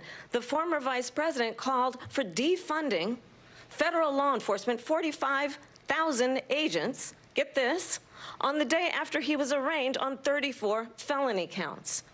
So let's talk about what is important in this race. It is important that we move forward, that we turn the page on this same old tired rhetoric and address the needs of the American people, address what we need to do about the housing shortage, which I have a plan for, address what we must do to support our small businesses, address bringing down the price of groceries.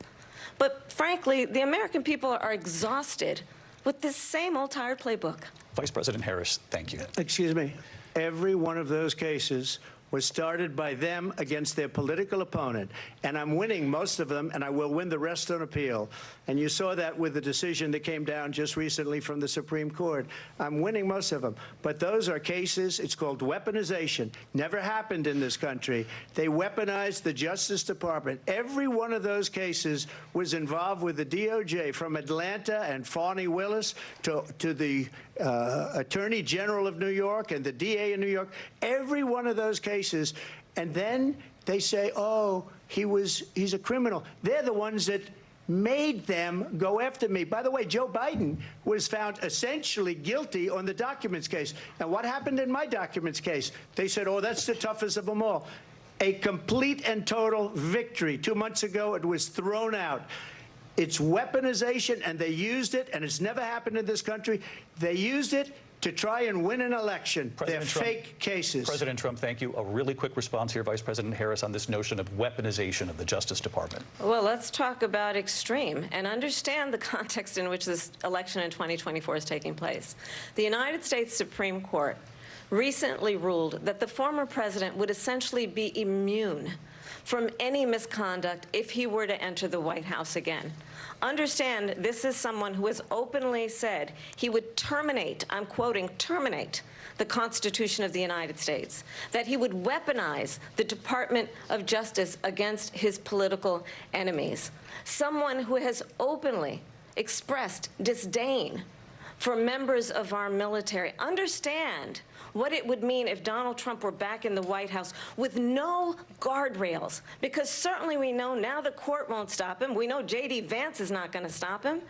It's up to the American people Vice President Harris, thank you. Lindsay? Vice President Harris, in your last run for president. This is the one that weaponized, not me. She weaponized. I probably took a bullet to the head because of the things that they say about me. They talk about democracy. I'm a threat to democracy. They're the threat to democracy with a fake Russia investigation we do have a lot that went nowhere. We have a lot to get to. Lindsay? Vice President Harris, in your last run for president, you said you wanted to ban fracking. Now you don't. You wanted mandatory government buyback programs for assault weapons. Now your campaign says you don't. You supported decriminalizing border crossings. Now you're taking a harder line. I know you say that your values have not changed. So then why have so many of your policy positions changed? So my values have not changed, and I'm going to discuss every one of the, at least every point that you've made. But in particular, let's talk about fracking, because we're here in Pennsylvania. I made that very clear in 2020. I will not ban fracking. I have not banned fracking as Vice President of the United States. And in fact, I was the tie-breaking vote on the Inflation Reduction Act, which opened new leases for fracking. My position is that we have got to invest in diverse sources of energy so we reduce our reliance on foreign oil. We have had the largest increase in domestic oil production in history because of an approach that recognizes that we cannot over-rely on foreign oil. As it relates to my values, let me tell you, I grew up a middle-class kid raised by a hardworking mother who worked and saved and was able to buy our first home when I was a teenager. The values I bring to the importance of home ownership, knowing not everybody got handed $400 million on a silver platter and then filed bankruptcy 6 times, is a value that I bring to my work to say we are going to work with the private sector and home builders to increase 3 million homes, increase by 3 million homes by the end of my first term. My work that is related to having a friend when I was in high school who was sexually assaulted by her stepfather. And my focus then on protecting women and children from violent crime is based on a value that is deeply grounded in the importance of standing up for those who are most vulnerable. My work that is about protecting Social Security and Medicare is based on long-standing work that I have done, protecting seniors from scams. My values have not changed. And what is important is that there is a president who actually brings values and a perspective that is about lifting people up and not beating people down. And name-calling. The true measure of the leader is the leader who actually understands the strength is not in beating people down, it's in lifting people up. I intend to be that president. President Trump, your response? First of all, I wasn't given $400 million. I wish I was. My father was a Brooklyn builder, Brooklyn, Queens, and a great father, and I learned a lot from him. But I was given a fraction of that, a tiny fraction, and I built it into many, many billions of dollars, many, many billions. And when people see it, they are even surprised. So we don't have to talk about that. Fracking, she's been against it for 12 years. Defund the police, she's been against that forever. She gave all that stuff up very wrongly, very horribly, and everybody's laughing at it, okay? They're all laughing at it. She gave up at least 12 and probably 14 or 15 different policies. Like, she was big on defund the police. In Minnesota, she went out, wait a minute, I'm talking now, if you don't mind, please. Does that sound familiar? Don't lie. She went out in Minnesota and wanted to let criminals that killed people, that burned down Minneapolis, she went out and raised money to get them out of jail. She did things that nobody would ever think of. Now she wants to do transgender operations on illegal aliens that are in prison. This is a radical left liberal that would do this. She wants to confiscate your guns, and she will never allow fracking in Pennsylvania. If she won the election, fracking in Pennsylvania will end on day one. Just to finish, one thing so important in my opinion. So I got the oil business going like nobody has ever done before. When they took over, they got rid of it, started getting rid of it, and the prices were going up the roof. They immediately let these guys go to where they were. I would have been 5 times, 4 times, 5 times higher, because you're talking about 3.5 years ago. They got it up to where I was because they had no choice, because the prices of energy were quadrupling and doubling. You saw what happened to gasoline. So they said, let's go back to Trump. But if she won the election, the day after that election, they'll go back to destroying our country, and oil will be dead, fossil fuel will be dead, we'll go back to windmills, and we'll go back to solar, where they need a whole desert to get some energy to come out of it. You ever see a solar plant? By the way, I'm a big fan of solar, but they take 400, 500 acres of desert President soil. Trump, we have a These lot are of not good issues things that we for the have to get to. environment, as We're she out of time. understands. Thank you. Lindsay, thank you. We have an election in just 56 days.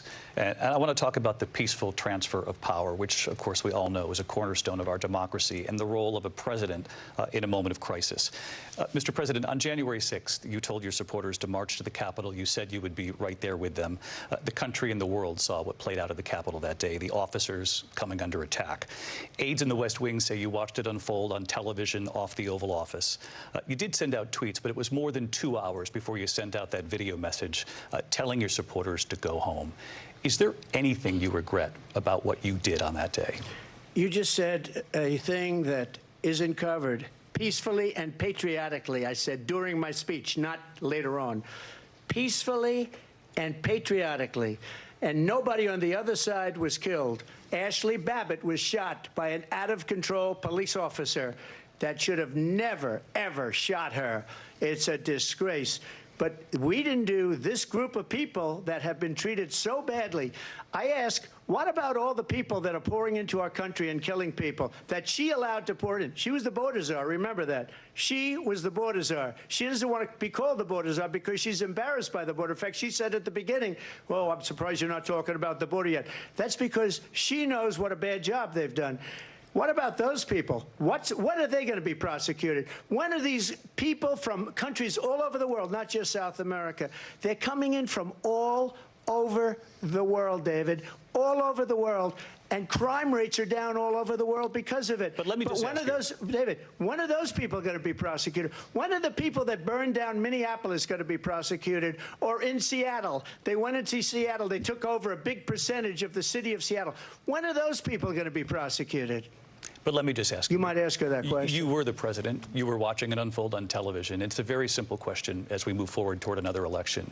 Is there anything you regret about what you did on that day? Yes or no? I had nothing to do with that other than they asked me to make a speech. I showed up for a speech. I said, I think it's going to be big. I went to Nancy Pelosi and the mayor of Washington, D.C., and the mayor put it back in writing, as you know. I said, you know, this is going to be a very big rally or whatever you want to call it. And again, it wasn't done by me. It was done by others. I said, I'd like to give you 10,000 National Guard or soldiers They rejected me. Nancy Pelosi rejected me. It was just 2 weeks ago. Her daughter has a tape of her saying she is fully responsible for what happened. They want to get rid of that tape. It would have never happened if Nancy Pelosi and the mayor of Washington did their jobs. I wasn't responsible for security. Nancy Pelosi was responsible. She didn't do her job. The question was about you as president, not about former Speaker Pelosi, but I do want Vice President Harris to respond here.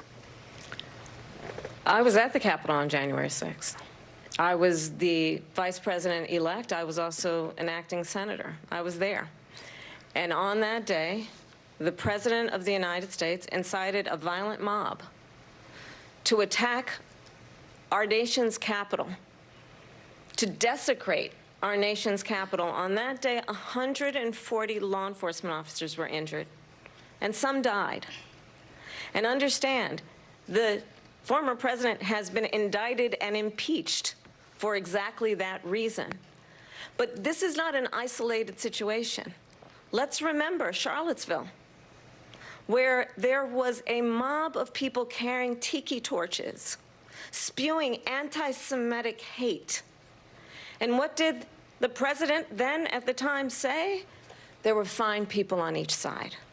Let's remember that when it came to the Proud Boys, a militia, the president said, the former president said, stand back and stand by. So for everyone watching who remembers what January 6th was, I say, we don't have to go back. Let's not go back. We're not going back. It's time to turn the page. And if that was a bridge too far for you, well, there is a place in our campaign for you to stand for country, to stand for our democracy, to stand for rule of law, and to end the chaos, and to end the approach that is about attacking the foundations of our democracy because you don't like the outcome. And be clear on that point. Donald Trump, the candidate, has said in this election there will be a bloodbath if this and the outcome of this election is not to his liking. Let's turn the page on this. Let's not go back. Let's chart a course for the future and not go backwards to the past. Let me just follow up here. It was a different term, and it was a term that related to energy because they have destroyed our energy business. That was where bloodbath was. Also, on Charlottesville, that story has been, as you would say, debunked. Laura Ingraham, Sean Hannity, Jesse, all of these people, they covered it. If they go an extra sentence, they will see it was perfect. It was debunked in almost every newspaper, but they still bring it up, just like they bring 2025 up. They bring all of this stuff up. I ask you this. You talk about the Capitol. Why are we allowing these millions of people to come through on the southern border? How come she's not doing anything? And I'll tell you what I would do, and I would be very proud to do it. I would say we would both leave this debate right now. I'd like to see her go down to Washington, D.C. during this debate because we're wasting a lot of time. Go down to, because she's been so bad, it's so ridiculous. Go down to Washington, D.C. and let her sign a bill to close up the border because they have the right to do it. They don't need bills. They have the right to do it. The President of the United States, you'll get him out of bed. You'll wake him up at 4 o'clock in the afternoon. Right. You'll say, come on down to the office. Let's sign a bill. If he signs a bill that the border is closed, all he has to do is say it to the Border Patrol, who are phenomenal. If they do that, the border is closed. Mr. Those President, people are killing many people, unlike J6. We talked immigration here tonight. I do want to focus on this next issue to both of you because it really brings us this into focus, truth in these times that we're living in. Mr. President, for 3.5 years after you lost the 2020 election, you repeatedly falsely claimed that you won, many times saying you won in a landslide. In the past couple of weeks leading up to this debate, you have said, quote, you lost by a whisker, that you, quote, didn't quite make it, that you came up a little bit short. I said that? Are you now acknowledging that you lost in 2020? No, I don't acknowledge that at all. But I you said did that say sarcastically. That. You know that. It was said, oh, we lost by a whisker. That was said sarcastically. Look, There's so much proof. All you have to do is look at it. And they should have sent it back to the legislatures for approval. I got almost 75 million votes, the most votes any sitting president has ever gotten. I was told if I got 63, which was what I got in 2016, you can't be beaten. The election, people should never be thinking about an election as fraudulent. We need two things. We need walls, and we have to have it. We have to have borders, and we have to have good elections. Our elections are bad. And a lot of these illegal immigrants coming in, they're trying to get them to vote. They can't even speak English. They don't even know what country they're in practically. And these people are trying to get them to vote. And that's why they're allowing them to come into our country. I did watch all of these pieces of video. I didn't detect the sarcasm, lost by a whisker. We didn't quite make it. And we should just point out here as clarification, and you know this, you and your allies, 60 cases in front of many judges, many of them Republican. No judge looked at it. And said they said we didn't have standing. That's the other thing. They said we didn't have standing, a technicality. Can you imagine a system where a person in an election doesn't have standing? The president of the United States doesn't have standing. That's how we lost. If you look at the facts, and I'd love to have you'll do a special on it. I'll show you Georgia, and I'll show you Wisconsin, and I'll show you Pennsylvania, and I'll show you. We have so many facts and statistics, but you know what? That doesn't matter, because we have to solve the problem that we have right now. That's old news. And the problem that we have right now is we have a nation in decline, and they have put it into decline. We have a nation that is dying, David. Mr. President, thank you. Vice President Harris, you heard the president there tonight. He said he didn't say that he lost by a whisker. So he still believes he did not lose the election that was won by President Biden and yourself. But I do want to ask you about something that's come up in the last couple of days. This was a post from President Trump about this upcoming election just weeks away. He said, when I win, those people who cheated, and then he lists donors, voters, election officials, he says will be prosecuted to the fullest extent of the law, which will include long-term prison sentences. One of your campaign's top lawyers responded saying, we won't let Donald Trump intimidate us. We won't let him suppress the vote. Is that what you believe he's trying to do here? Donald Trump was fired by 81 million people. So let's be clear about that. And clearly he is having a very difficult time processing that. But we cannot afford to have a president of the United States who attempts, as he did in the past, to upend the will of the voters in a free and fair election. And I'm going to tell you that I have traveled the world as Vice President of the United States, and world leaders are laughing at Donald Trump. I have talked with military leaders, some of whom worked with you, and they say you're a disgrace. And when you then talk in this way in a presidential debate and deny what over and over again are court cases you have lost because you did, in fact, lose that election, it leads one to believe that perhaps we do not have in the candidate to my right the temperament or the ability to not be confused about fact. That's deeply troubling, and the American people deserve better. I'll give you 1 minute to respond, Mr. President. Let me just say about world leaders. Viktor Orban, one of the most respected men, they call him a strong man. He's a tough person, smart. Prime Minister of Hungary. They said, why is the whole world blowing up? 3 years ago it wasn't. Why is it blowing up? He said, because you need Trump back as president. They were afraid of him. China was afraid, and I don't like to use the word afraid, but I'm just quoting him. China was afraid of him. North Korea was afraid of him. Look at what's going on with North Korea, by the way. He said Russia was afraid of him. I ended the Nord Stream 2 pipeline, and Biden put it back on day one, but he ended the XL pipeline. The XL pipeline in our country, he ended that. But he let the Russians build a pipeline going all over Europe and heading into Germany, the biggest pipeline in the world. Look, Viktor Orban said it. He said the most respected, most feared person is Donald Trump. We had no problems when Trump was president. But when this weak, pathetic man that you saw at a debate just a few months ago, that if he weren't in that debate, he'd be running instead of her. She got no votes. He got 14 million votes. What you did, you talk about a threat to democracy. He got 14 million votes, and they threw him out of office. And you know what? I'll give you a little secret. He hates her. He can't stand her. But he got 14 million votes. They threw him out. She got 0 votes. And when she ran, She was the first one to leave because she failed, and now she's running. I don't understand it, but I'm okay with it because your time is I think up. we're going to do very well. We've got a lot more to get to. Turning now to the Israel-Hamas war and the hostages who are still being held, Americans among them. Vice President Harris, in December, you said, quote, Israel has a right to defend itself, but you added, quote, it matters how, saying international humanitarian law must be respected. Israel must do more to protect innocent civilians. You said that 9 months ago. Now an estimated 40,000 Palestinians are dead. Nearly 100 hostages remain. Just last week, Prime Minister Benjamin Netanyahu said there's not a deal in the making. President Biden has not been able to break through the stalemate. How would you do it? Well, let's understand how we got here. On October 7, Hamas, a terrorist organization, slaughtered 1,200 Israelis. Many of them young people who were simply attending a concert. Women were horribly raped. And so absolutely, I said then, I say now, Israel has a right to defend itself. We would. And how it does so matters. Because it is also true, far too many innocent Palestinians have been killed. Children, mothers. What we know is that this war must end. It must end immediately, and the way it will end is we need a ceasefire deal and we need the hostages out.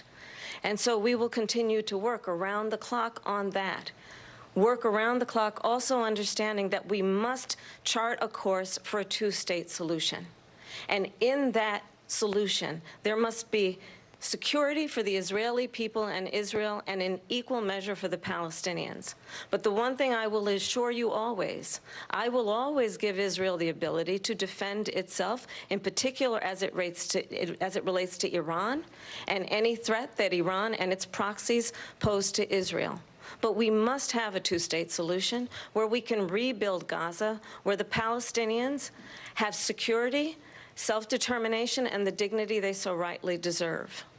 President Trump, how would you negotiate with Netanyahu and also Hamas in order to get the hostages out and prevent the killing of more innocent civilians in Gaza? If I were president, it would have never started. If I were president, Russia would have never, ever, I know Putin very well, he would have never, and there was no threat of it either, by the way, for 4 years, have gone into Ukraine and killed millions of people when you add it up, far worse than people understand what's going on over there. But when she mentions about Israel, all of a sudden, she hates Israel. She wouldn't even meet with Netanyahu when he went to Congress to make a very important speech. She refused to be there because she was at a sorority party of hers. She wanted to go to the sorority party. She hates Israel. If she's president, I believe that Israel will not exist within 2 years from now. And I've been pretty good at predictions, and I hope I'm wrong about that one. She hates Israel. At the same time, in her own way, she hates the Arab population because the whole place is going to get blown up. Arabs, Jewish people, Israel will be gone. It would have never happened. Iran was broke under Donald Trump. Now Iran has $300 billion because they took off all the sanctions that I had. Iran had no money for Hamas or Hezbollah or any of the 28 different spheres of terror. And they are spheres of terror, horrible terror. They had no money. It was a big story, and you know it. You covered it very well, actually. They had no money for terror. They were broke. Now they're a rich nation, and now what they're doing is they're spreading that money around. Look at what's happening with the Houthis and Yemen. Look at what's going on in the Middle East. This would have never happened. I will get that settled and fast, and I'll get the war with Ukraine and Russia ended. If I'm president-elect, I'll get it done before even becoming president. Vice President Harris, he says you hate Israel. That's absolutely not true. I have my entire career and life supported Israel and the Israeli people. He knows that. He's trying to, again, divide and distract from the reality, which is it is very well known that Donald Trump is weak and wrong on national security and foreign policy. It is well known that he admires dictators, wants to be a dictator on day one, according to himself. It is well known that he said of Putin that he can do whatever the hell he wants and go into Ukraine. It is well known that he said when Russia went into Ukraine, it was brilliant. It is well known he exchanged love letters with Kim Jong-un. And it is absolutely well known that these dictators and autocrats are rooting for you to be president again because they're so clear they can manipulate you with flattery and favors.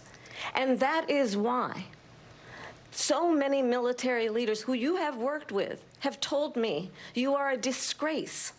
That is why we understand that we have to have a president who is not consistently weak and wrong on national security, including the importance of upholding and respecting in highest regard our military. Vice President Harris, thank you. They're the ones, and she's the one that caused it, that's weak on national security by allowing every nation last month for the year, 168 different countries sending people into our country. Their crime rates are way down. Putin endorsed her last week, said, I hope she wins. And I think he meant it, because what he's gotten away with is absolutely incredible. It wouldn't have happened with me. The leaders of other countries think that they're weak and incompetent, and they are. They're grossly incompetent. And I just ask one question. Why does Biden go in and kill the Keystone Pipeline and approve the single biggest deal that Russia's ever made, Nord Stream 2, the biggest pipeline anywhere in the world going to Germany and all over Europe? Because they're weak and they're ineffective. And Biden, by the way, President gets paid Trump, a lot of money. Thank you. We have a lot of issues to get to. We'll be right back with much more of this historic ABC News presidential debate from the National Constitution Center right here in Philadelphia. Back in a moment.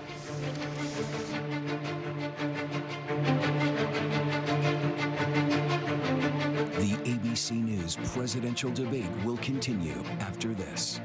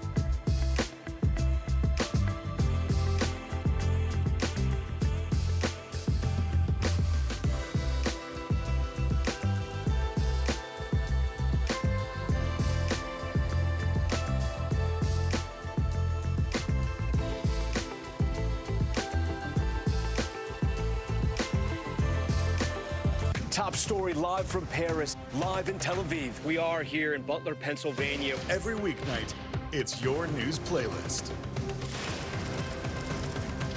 Top Story with Tom Yamas, streaming weeknights at 7 on NBC News Now. We're back with tonight's debate between Kamala Harris and Donald Trump. When it ends in just a few minutes, join us for an analysis of tonight's key moments. Our team will break down how it could shake up the final sprint to Election Day. For now, though, let's go back to the debate live in Philadelphia. Live from the National Constitution Center in Philadelphia, Pennsylvania. Here again, David Muir and Lindsay Davis. Welcome back to this historic ABC News presidential debate tonight. We're going to continue here, and I want to turn to the war in Ukraine. We're now 2.5 years into this conflict. Mr. President, it has been the position of the Biden administration that we must defend Ukraine from Russia, from Vladimir Putin, to defend their sovereignty, their democracy, that it's in America's best interest to do so, arguing that if Putin wins, he may be emboldened to move even further into other countries. You have said you would solve this war in 24 hours. You said so just before the break tonight. How exactly would you do that? And I want to ask you a very simple question tonight. Do you want Ukraine to win this war?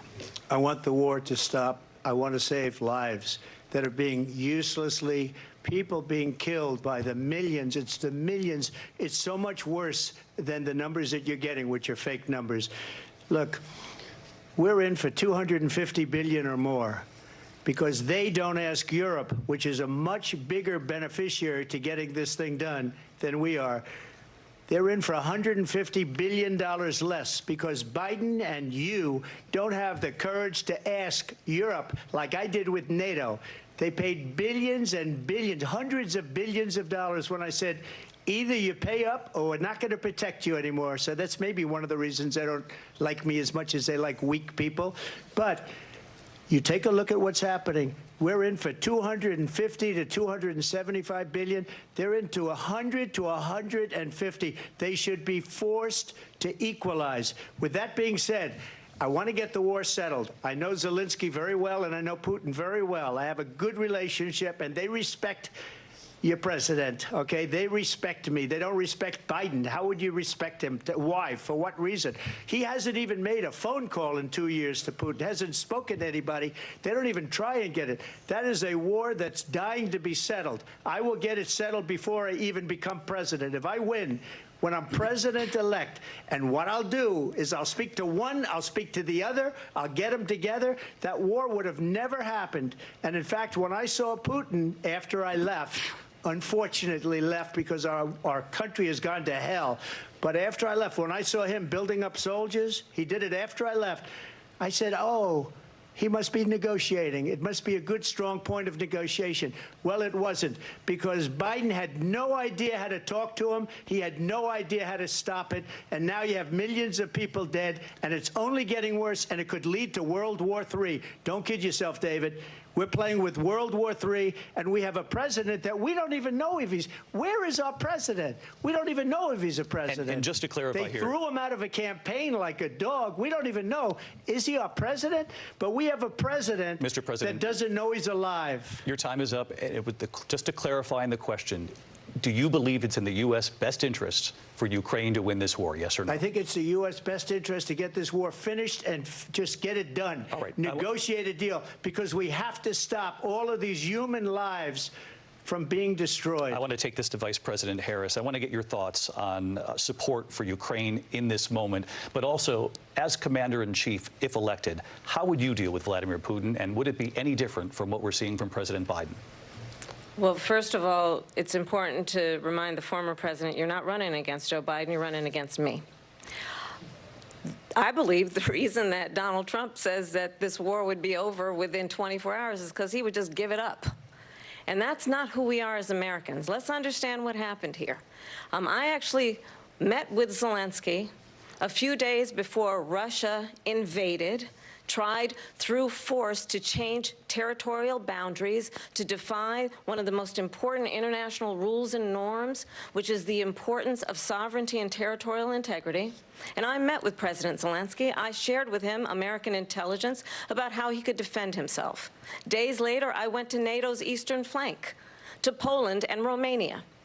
And through the work that I and others did, we brought 50 countries together to support Ukraine in its righteous defense.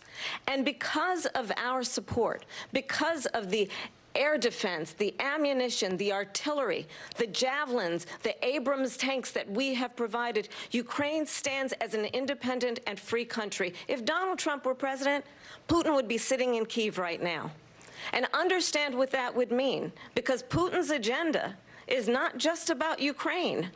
Understand why the European allies and our NATO allies are so thankful that you are no longer president, and that we understand the importance of the greatest military alliance the world has ever known, which is NATO, and what we have done to preserve the ability of Zelensky and the Ukrainians to fight for their independence.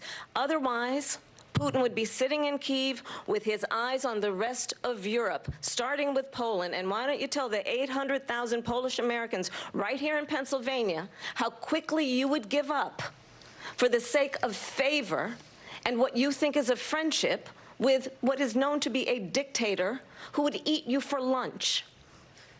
Vice President Harris, thank you. We've heard from both of you on Ukraine tonight. Afghanistan came up in the last hour. I wanted her to respond to something you said earlier, and please, I'll give you a minute here.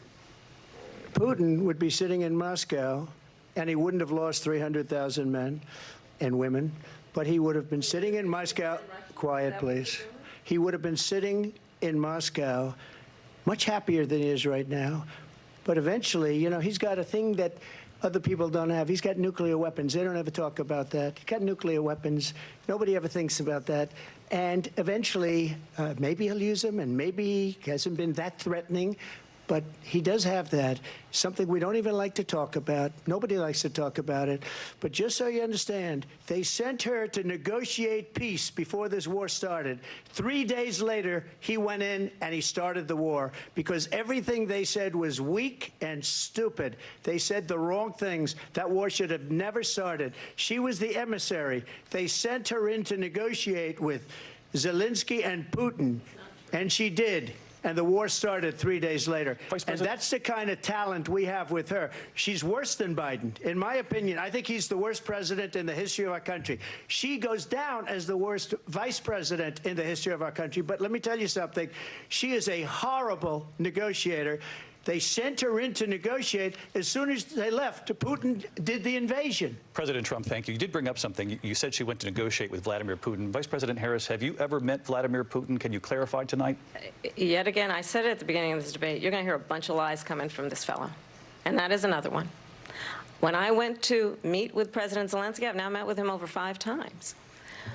The reality is it has been about standing as America always should, as a leader upholding international rules and norms, as a leader who shows strength, understanding that the alliances we have around the world are dependent on our ability to look out for our friends and not favor our enemies because you adore strongmen instead of caring about democracy. And that is very much what is at stake here. The President of the United States is commander-in-chief. And the American people have a right to rely on a president who understands the significance of America's role and responsibility in terms of ensuring that there is stability and ensuring we stand up for our principles and not sell them for the benefit of personal flattery. We've talked about Ukraine and Vladimir Putin. I do want to talk about Afghanistan. It came up in the first hour of this debate.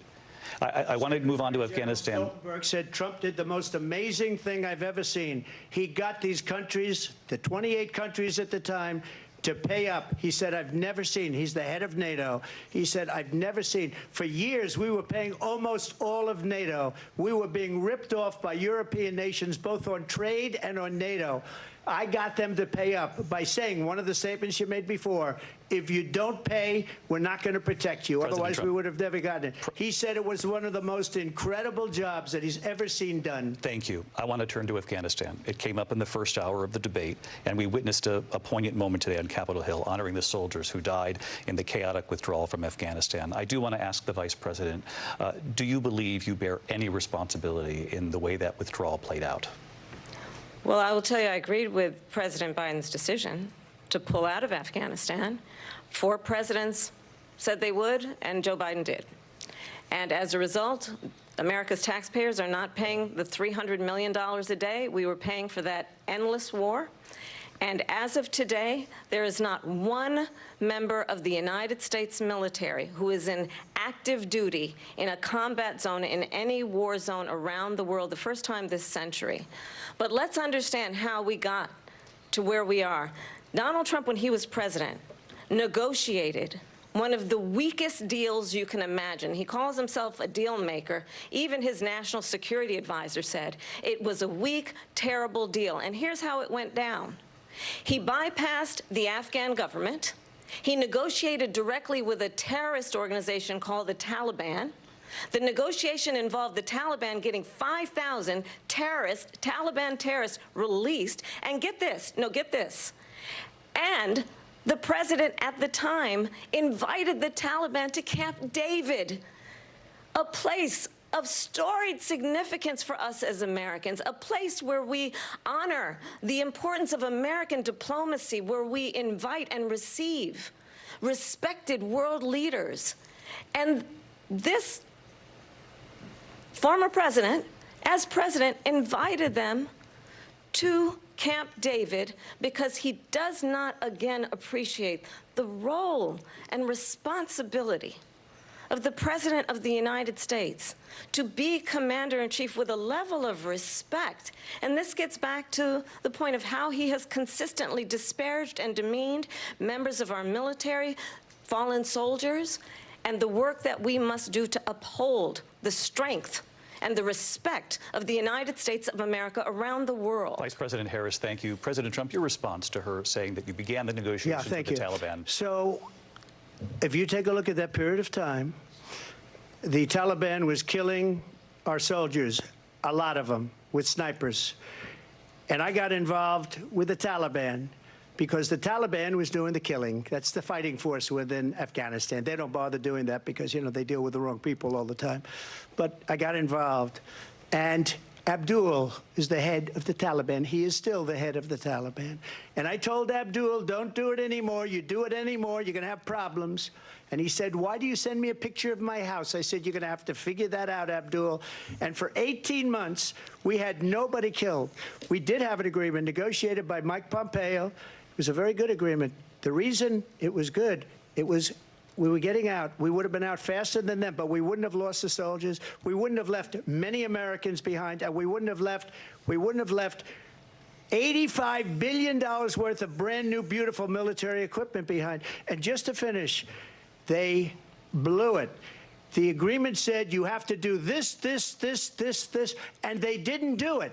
They didn't do it. The agreement was terminated by us because they didn't do what they were supposed to do. I want to move on. And these people did the worst withdrawal and, in my opinion, the most embarrassing moment in the history of our country. And by the way, that's why Russia attacked Ukraine, because they saw how incompetent she and her boss are.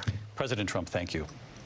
I want to move on now to race and politics in this country. Mr. President, you recently said of Vice President Harris, quote, I didn't know she was black until a number of years ago when she happened to turn black, and now she wants to be known as black. I want to ask a bigger picture question here tonight. Why do you believe it's appropriate to weigh in on the racial identity of your opponent? I don't, and I don't care. I don't care what she is. I don't care. You make a big deal out of something. I couldn't care less. Whatever she wants to be is okay with me. But those were your words, so I'm asking. I don't know. I mean, all I can say is I read where she was not black, that she put out, and I'll say that. And then I read that she was black, and that's okay. Either one was okay with me. That's up to her. That's up to her. Vice President Harris, your thoughts on this? I think it's, I mean, honestly, I think it's a tragedy that we have someone who wants to be president who has consistently, over the course of his career, attempted to use race to divide the American people. You know, I do believe that the vast majority of us know that we have so much more in common than what separates us, and we don't want this kind of approach that is just constantly trying to divide us, and especially by race. And let's remember how Donald Trump started. He was a land. He owned land. He owned buildings. And he was investigated because he refused to rent property to black families. Let's remember, this is the same individual who took out a full-page ad in the New York Times calling for the execution of 5 young black and Latino boys who were innocent, the Central Park 5. Took out a full-page ad calling for their execution. This is the same individual who spread birther lies about the first black president of the United States. And I think the American people want better than that, want better than this, want someone who understands, as I do, I travel our country. We see in each other a friend. We see in each other a neighbor. We don't want a leader who is constantly trying to have Americans point their fingers at each other.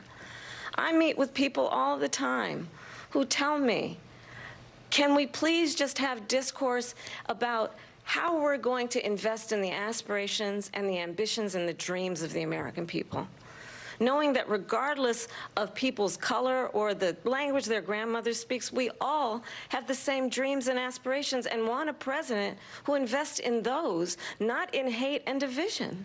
Vice President Harris, thank you. Lindsay? President Trump, this is now your 3rd time. This is the most divisive presidency in the history of our country. There's never been anything like it. They're destroying our country, and they come up with things like what she just said. Going back many, many years, when a lot of people, including Mayor Bloomberg, agreed with me on the Central Park 5, they admitted, they said, they pled guilty. And I said, well, if they pled guilty, they badly hurt a person, killed a person ultimately. And if they pled guilty, then they pled, we're not guilty. But this is a person that has to stretch back years, 40, 50 years ago, because there's nothing now. I built one of the greatest economies in the history of the world, and I'm going to build it again. It's going to be bigger, better, and stronger.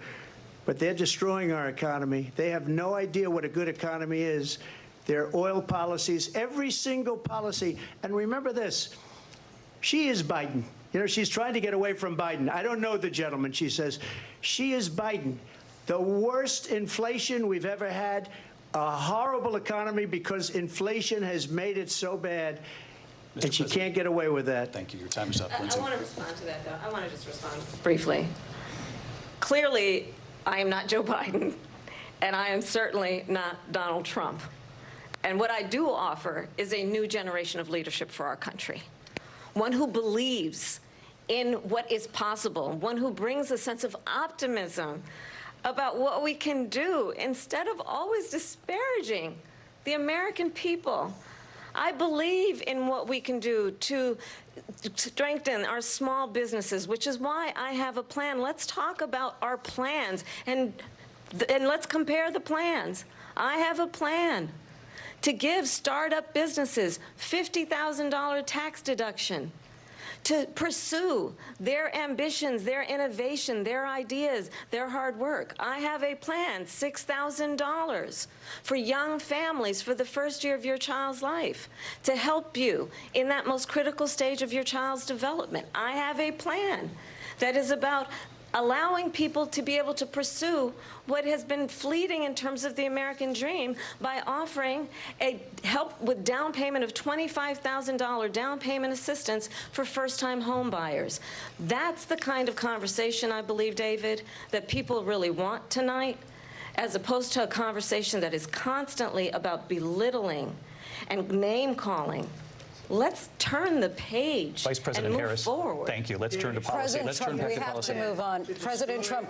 Let's turn to policy, please. She has a plan to defund the police. She has a plan to confiscate everybody's gun. President Trump, she has a plan to not allow issues. fracking in Pennsylvania or anywhere else. Okay. That's what her plan is until just recently. I just need to respond because the former president has said something twice that I need to respond to. I'm sorry. We're going to move on, Vice President Harris. President Trump, this is now your 3rd time running for president. You have long vowed to repeal and replace the Affordable Care Act, also known as Obamacare. You have failed to to accomplish that. You now say you're going to keep Obamacare, quote, unless we can do something much better. Correct. Last month, you said, quote, we're working on it. So tonight, 9 years after you first started running, do you have a plan, and can you tell us what it is? Obamacare was lousy health care, always was. It's not very good today. And what I said, that if we come up with something, and we are working on things, we're going to do it and we're going to replace it. But remember this. I inherited Obamacare because Democrats wouldn't change it. They wouldn't vote for it. They were unanimous. They wouldn't vote to change it. If they would have done that, we would have had a much better plan than Obamacare. But the Democrats came up. They wouldn't vote for it. I had a choice to make when I was president. Do I save it and make it as good as it can be, never going to be great, or do I let it rot? And I felt I had an obligation, even though politically it would have been good to just let it rot and let it go away. I decided, and I told my people, the top people, and they're very good people. I have a lot of good people in that administration. We read about the bad ones. We had some real bad ones, too, and so do they. They have really bad ones. The difference is they don't get rid of them. But let me just explain. I had a choice to make. Do I save it and make it as good as it can be, or do I let it rot? And I saved it. I did the right thing. But it's still never going to be great, and it's too expensive for people. And what we will do is we're looking at different plans. If we can come up with a plan that's going to cost our people, our population, less money and be better health care than Obamacare, then I would absolutely do it. But until then, I'd run it as good as it can be run. So just a yes or no, you still do not have a plan? I have concepts of a plan. I'm not president right now. But if we come up with something, I would only change it if we come up with something that's better and less expensive. And there are concepts and options we have to do that. And you'll be hearing about it in the not-too-distant future. Vice President Harris, in 2017, you supported Bernie Sanders' proposal to do away with private insurance and create a government-run health care system. 2 years later, you proposed a plan that included a private insurance option. What is your plan today? Well, first of all, I absolutely support, and over the last 4 years as vice president, private health care options. But what we need to do is maintain and grow the Affordable Care Act. But I'll get to that, Lindsay. I just need to respond to a previous point that the former president has made. I've made very clear my position on fracking. And then this business about taking everyone's guns away. Tim Walz and I are both gun owners. We're not taking anybody's guns away. So stop with the continuous lying about this stuff. As it relates to the Affordable Care Act, understand, just look at the history to know where people stand. When Donald Trump was president, 60 times he tried to get rid of the Affordable Care Act. 60 times. I was a senator at the time when I will never forget the early morning hours when it was up for a vote in the United States Senate. And the late, great John McCain, who you have disparaged as being, you don't like him, you said, at the time because he got caught. He was an American hero. The late, great John McCain, I will never forget that night, walked onto the Senate floor and said, no, you don't. No, you don't. No, you don't get rid of the Affordable Care Act. You have no plan. And what the Affordable Care Act has done is eliminate the ability of insurance companies to deny people with pre-existing conditions. I don't have to tell the people watching tonight, you remember what that was like? Remember when an insurance company could deny if a child had asthma, if someone was a breast cancer survivor, if a grandparent had diabetes? And thankfully, as I've been vice president and we, over the last 4 years, have strengthened the Affordable Care Act, we have allowed for it. And the plan has to be to strengthen the Affordable Care Act, not get rid of it. Past his prologue in terms of where Donald Trump stands on that. I want to move to an issue that's important for a lot of... You made a mistake. Number one, John McCain fought Obamacare for 10 years. But it wasn't only him. It were all of the Democrats that kept it going. And you know what? We can do much better than Obamacare, much less money. But she won't improve private insurance for people, private medical insurance. That's another thing she doesn't want to get. People are paying privately for insurance that have worked hard and made money, and they want to have private. She wants everybody to be on government insurance where you wait 6 months for an operation that you need immediately. President Trump, thank you. We have another issue that we'd like to get to that's important for a number of Americans, in particular younger voters, and that's climate change. President Trump, with regard to the environment, you say that we have to have clean air and clean water. Vice President Harris, you call climate change an existential threat. The question to you both tonight is, what would you do to fight climate change? And Vice President Harris, we'll start with you. 1 minute for you each. Well, the former president had said that climate change is a hoax. And what we know is that it is very real. You ask anyone who lives in a state who has experienced these extreme weather occurrences, who now is either being denied home insurance or it's being jacked up. You ask anybody who has been the victim of what that means in terms of losing their home, having nowhere to go. We know that we can actually deal with this issue. The young people of America care deeply about this issue.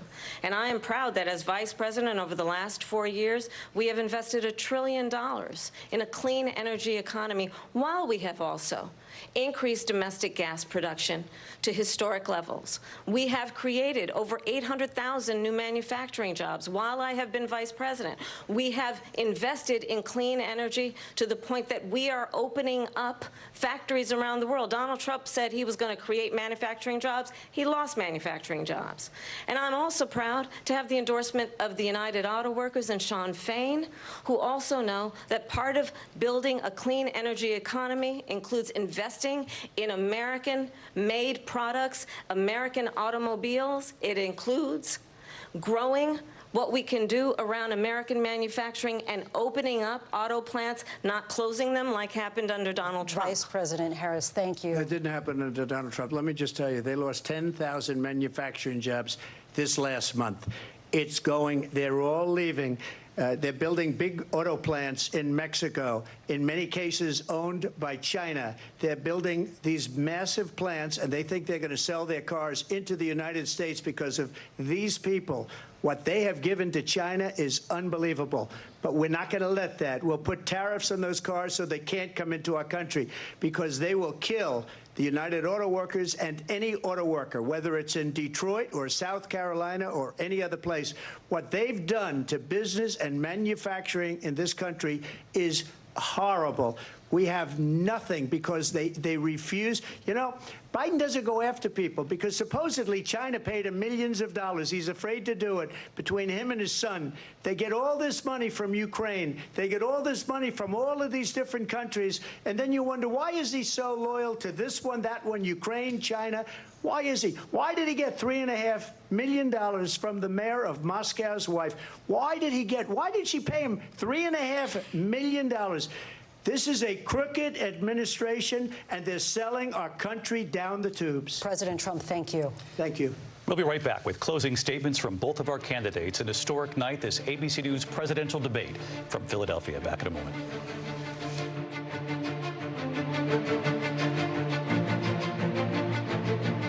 The ABC News presidential debate will continue after this.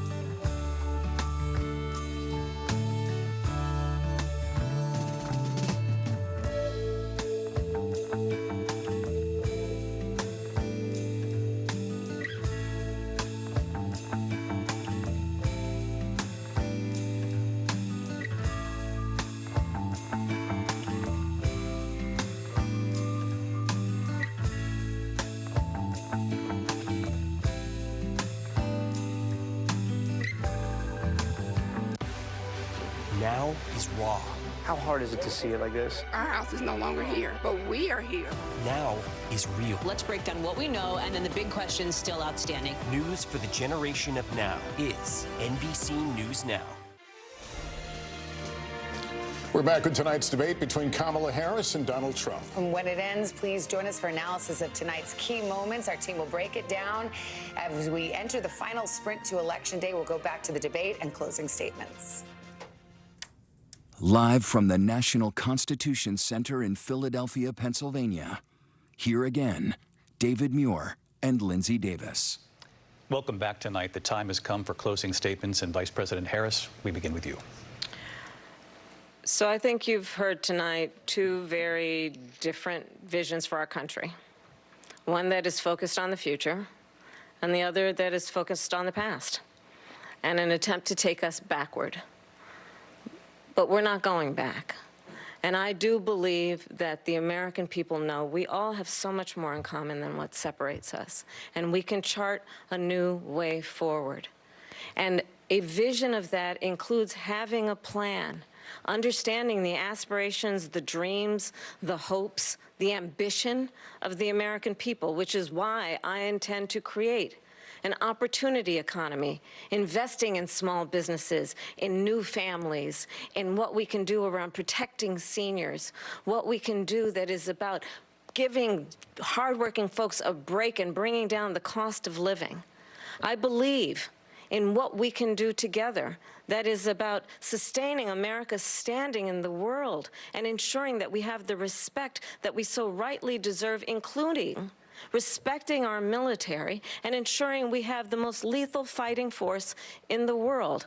I will be a president that will protect our fundamental rights and freedoms, including the right of a woman to make decisions about her own body and not have her government tell her what to do. I'll tell you, I started my career as a prosecutor. I was a DA, I was an attorney general, a United States senator, and now vice president. I've only had one client, the people.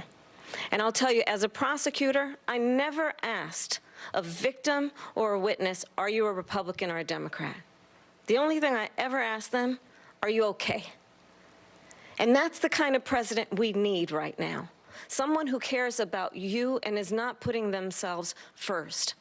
I intend to be a president for all Americans and focus on what we can do over the next 10 and 20 years to build back up our country by investing right now in you, the American people. Vice President Harris, thank you. President Trump?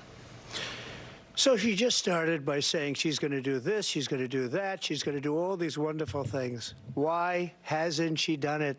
She's been there for 3.5 years. They've had 3.5 years to fix the border.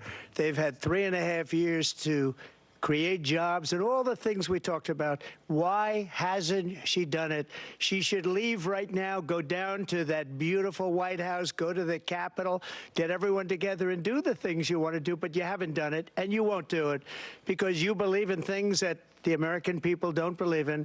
You believe in things like we're not going to frack. We're not going to take fossil fuel. We're not going to do things that are going to make this country strong, whether you like it or not. Germany tried that, and within 1 year, they were back to building normal energy plants. We're not ready for it. We can't sacrifice our country for the sake of bad vision. But I just ask one simple question. Why didn't she do it? We're a failing nation. We're a nation that's in serious decline. We're being laughed at all over the world. All over the world, they're laughed. I know the leaders very well. They're coming to see me. They call me. We're laughed at all over the world. They don't understand what happened to us as a nation. We're not a leader. We don't have any idea what's going on. We have wars going on in the Middle East. We have wars going on with Russia and Ukraine. We're going to end up in a third world war, and it'll be a war like no other because of nuclear weapons, the power of weaponry. I rebuilt our entire military. She gave a lot of it away to the Taliban. She gave it to Afghanistan. What these people have done to our country, and maybe toughest of all, is allowing millions of people to come into our country. Many of them are criminals, and they're destroying our country. The worst president, the worst vice president in the history of our country. President Trump, thank you. And that is our ABC News presidential debate from here in Philadelphia at the National Constitution Center. I'm Lindsay Davis. And I'm David Muir. Thank you for watching here in the U.S. and all over the world, and from all of us here at ABC News. Good night.